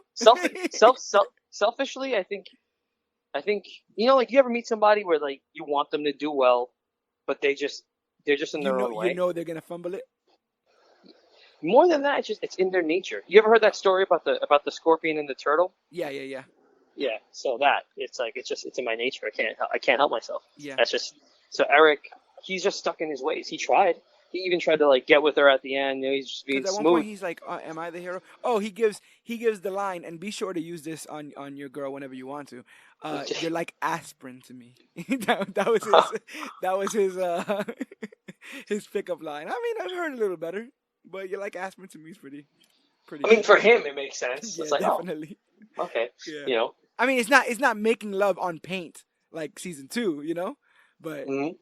Yeah, that was you know what's crazy? She didn't have a real sex scene in this season. No, and the one that was purported to be the sex scene is when she gets stabbed. Because that's when she gets sat up on the table, and it's a whole thing, and then she goes and gets stabbed. Mm-hmm. Trisha Walker, on the other hand, made sure she had a sex scene. Oh yeah, every season. Yeah, every season. I know in the comics, instead of Hellcat, it's supposed to be Captain Marvel. That's like her pal. That's her homie. Because what happened was they retconned Jessica Jones in. When they started the series, they acted as if she was always there, but that no one really remembers and no one really messes with her. And so she has accounts. You're talking comics or shows? Comics. And so she knows about everything that's ever happened. She went to high school with Peter Parker and kind of tangentially remembers Peter Parker. And she was an Avenger for a little while as Jewel, but then Kilgrave took her. And when Kilgrave took her, no one really went looking for her. And so she kind of broke out of that, and then she's just been on her own since then. But her comic was very much a hero of the week kind of deal, where heroes were showing up to her thing to be like, hey, I need help with this. And if they could find a bunch of B or C, D level heroes and villains to play around with, that'd be kind of cool to see her have like a bit of her own investigations of inside the Marvel universe that might connect to other things. Like if you can find a way to tie into like the Loki scepter thing into Agents of S.H.I.E.L.D., like you can find little small things to tie into, the larger MCU universe. Yeah. But I do think that them straying away from that was a decision early on made, and you can kind of see the definitely. Like, all right, so if you come to my place, right, I have a giant Marvel poster. I've always wanted it, but I didn't realize it up until like 2 weeks after having it. This is a couple of years ago. I was looking through. I was like, "Someone's bothering me about this poster." Iron Man's in the middle. Okay, fine, I get it. For the last decade, he's gone up. He's worth a lot more now. And this character used to be like a B-list superhero. Captain America's on the side, Spider-Man's on the side. And they have the rest of the Marvel, like Falcon, like all the classic drawings of these superheroes. Yeah. I'm staring at it. I'm like, what's bothering me? And I was like, oh, there's no Fantastic Four and X-Men, but they have everybody else. They have the Netflix Defenders in the corner together. It's Iron Fist, Daredevil, Luke Cage, and Jessica Jones. Yeah. And they have Black Bolt, and it goes further and further back. They have Venom all the way in the back. They have like low-level villains. They have Hellcat all the way in the back. They have the Purple Man all the way in the back. They have Nova, War Machine a little bit more in the front. Like, I'm looking at it right now, and I'm looking for like B-level heroes. And the closer I look to it, I'm like, they purposely made this, because if I send you a picture of it, you'll see it's like Daredevil, Luke Cage, Jessica Jones, Iron Fist. You take 2 steps back, and Punisher's right there. Take 2 steps further back, and you see Ghost Rider, and you see. And you go further and further back. You go all the way to the back. Tiny Blade is in the background. I was just about to say, where's Blade? Because he's in that circle too. Yeah. Yeah. And they push him, and in the forefront is like the Marvel, the MCU Avengers. They have Star-Lord in the front, Gamora, and they have Elektra all the way in the back. I see Loki. I see Bullseye. You see the Chitauri and the Frost Giants all the way in the back. Taskmaster. Well, And yeah, he's supposed to be you coming know, soon too. Taskmaster. yeah, yeah. So, oh man, we gotta talk about that too. Black Widow movie. Oh I yeah. hope it's a prequel. It, No, it it's just supposed does. to. Well, it's supposed to be a side quel. Like it's supposed to be going on after Civil War. Well, I'm fine with that as long as they give us a prequel because I want Red Room, I want Budapest, or at least an explanation. They 'Cause got to do. I I remember, think they're gonna end up doing flashbacks. Yeah, definitely. They're yeah, gonna end they up doing they, like they it's gonna be I think the majority of it is gonna be modern in the sense that it's gonna be post Civil War. Like she would have known the Avengers and stuff. But I think after that fact, it's going to mm, get to the point where it is where they do a couple flashbacks, like how they did with Peter Quill, where he got his flashbacks, but you also got the modern day stuff. But yeah, yeah, they should also do the thing where like she was romantically linked to Winter Soldier, and she wasn't surprised when she saw him in the movie Winter Soldier But that's the because she thing knew him. with with things like that, with romances like that. That's why I want Jessica with Luke, because they together in the comics and they have a kid. And Daddy Luke Cage is hilarious because he's bulletproof, but this little thing defeats him every Mm, time. It beats him every time, and I think that's a cool story to tell. yeah. But I'm not ready to say bye to these characters, man. I'm not ready to say bye to these characters or this iteration of them. But do you have any final thoughts on Jessica Jones season 3? Jessica Jones season 3 is must see.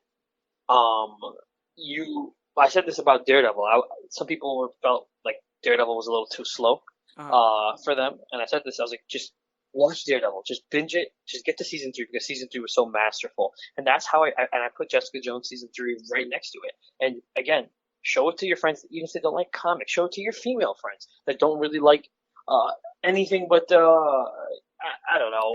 dramas, yeah, right. Yeah, Television dramas. Yeah, dramas, yeah. It's noir. If you know somebody that likes to read books, put them onto Jessica Jones. All right, season 2 might be a little bit difficult, but tell them it all pays off. It's a crime drama, is what it is. It's a Yeah, crime drama. and yeah, she happens to have some powers, but you know, outside of a few Easter egg drops here and there, she's not really connected to the MCU as much as. I mean, in this season, there's a little bit more connected, but their other two aren't as much. You Yeah. know, and she was. If you like powerful women, if you like strong characters, this is for you. If you like one-liners, I would this say is for you. If you, sarcasm. If you like yeah, if you like sarcasm, sarcasm, if you like day jaded drinking, characters, morning drinking, night drinking. if you like broken people and you like to see them try to piece themselves together and rise to the occasion, watch this show. If you If you like want burgers, blackmail, and bourbon, watch the murder, show. murder, and Murder and intrigue. I think people say that a lot. Murder and intrigue. It's yeah, all it's all here.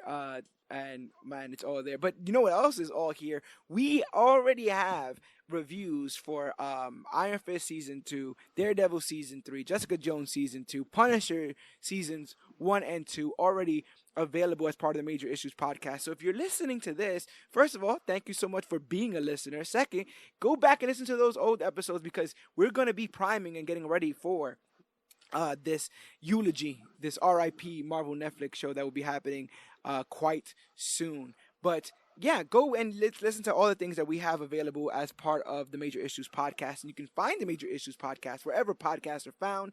That's Podbean, Stitcher, Podcast Addict, the Apple Podcast app.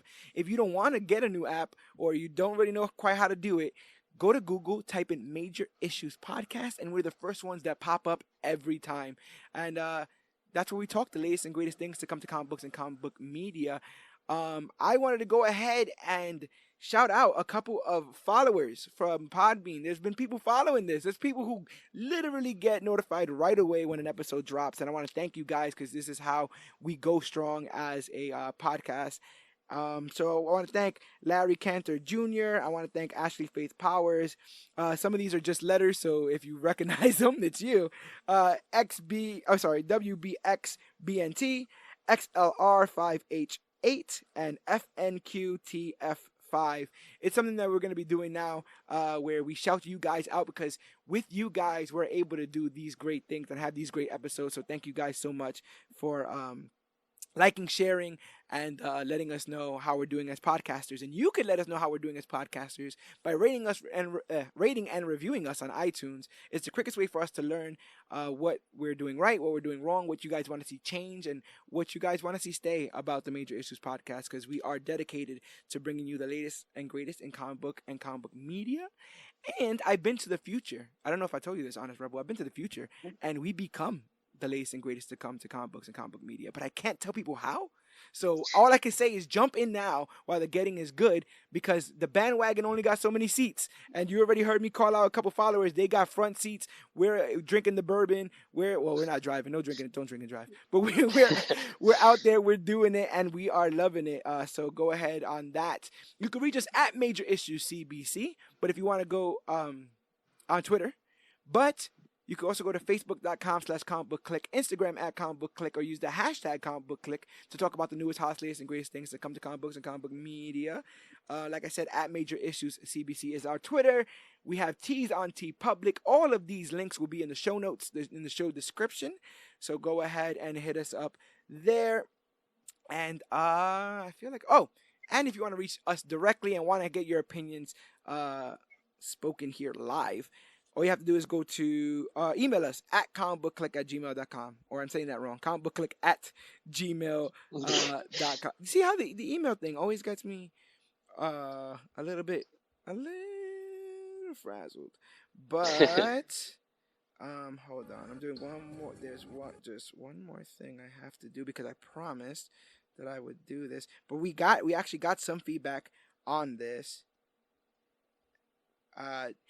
Jamerson Woodbury says he loved this season. It's a sad fall from grace for Trish, and so heartbreaking watching her get loaded up to get sent to the raft when all she wanted to do was help people. And you're right, Woodbury.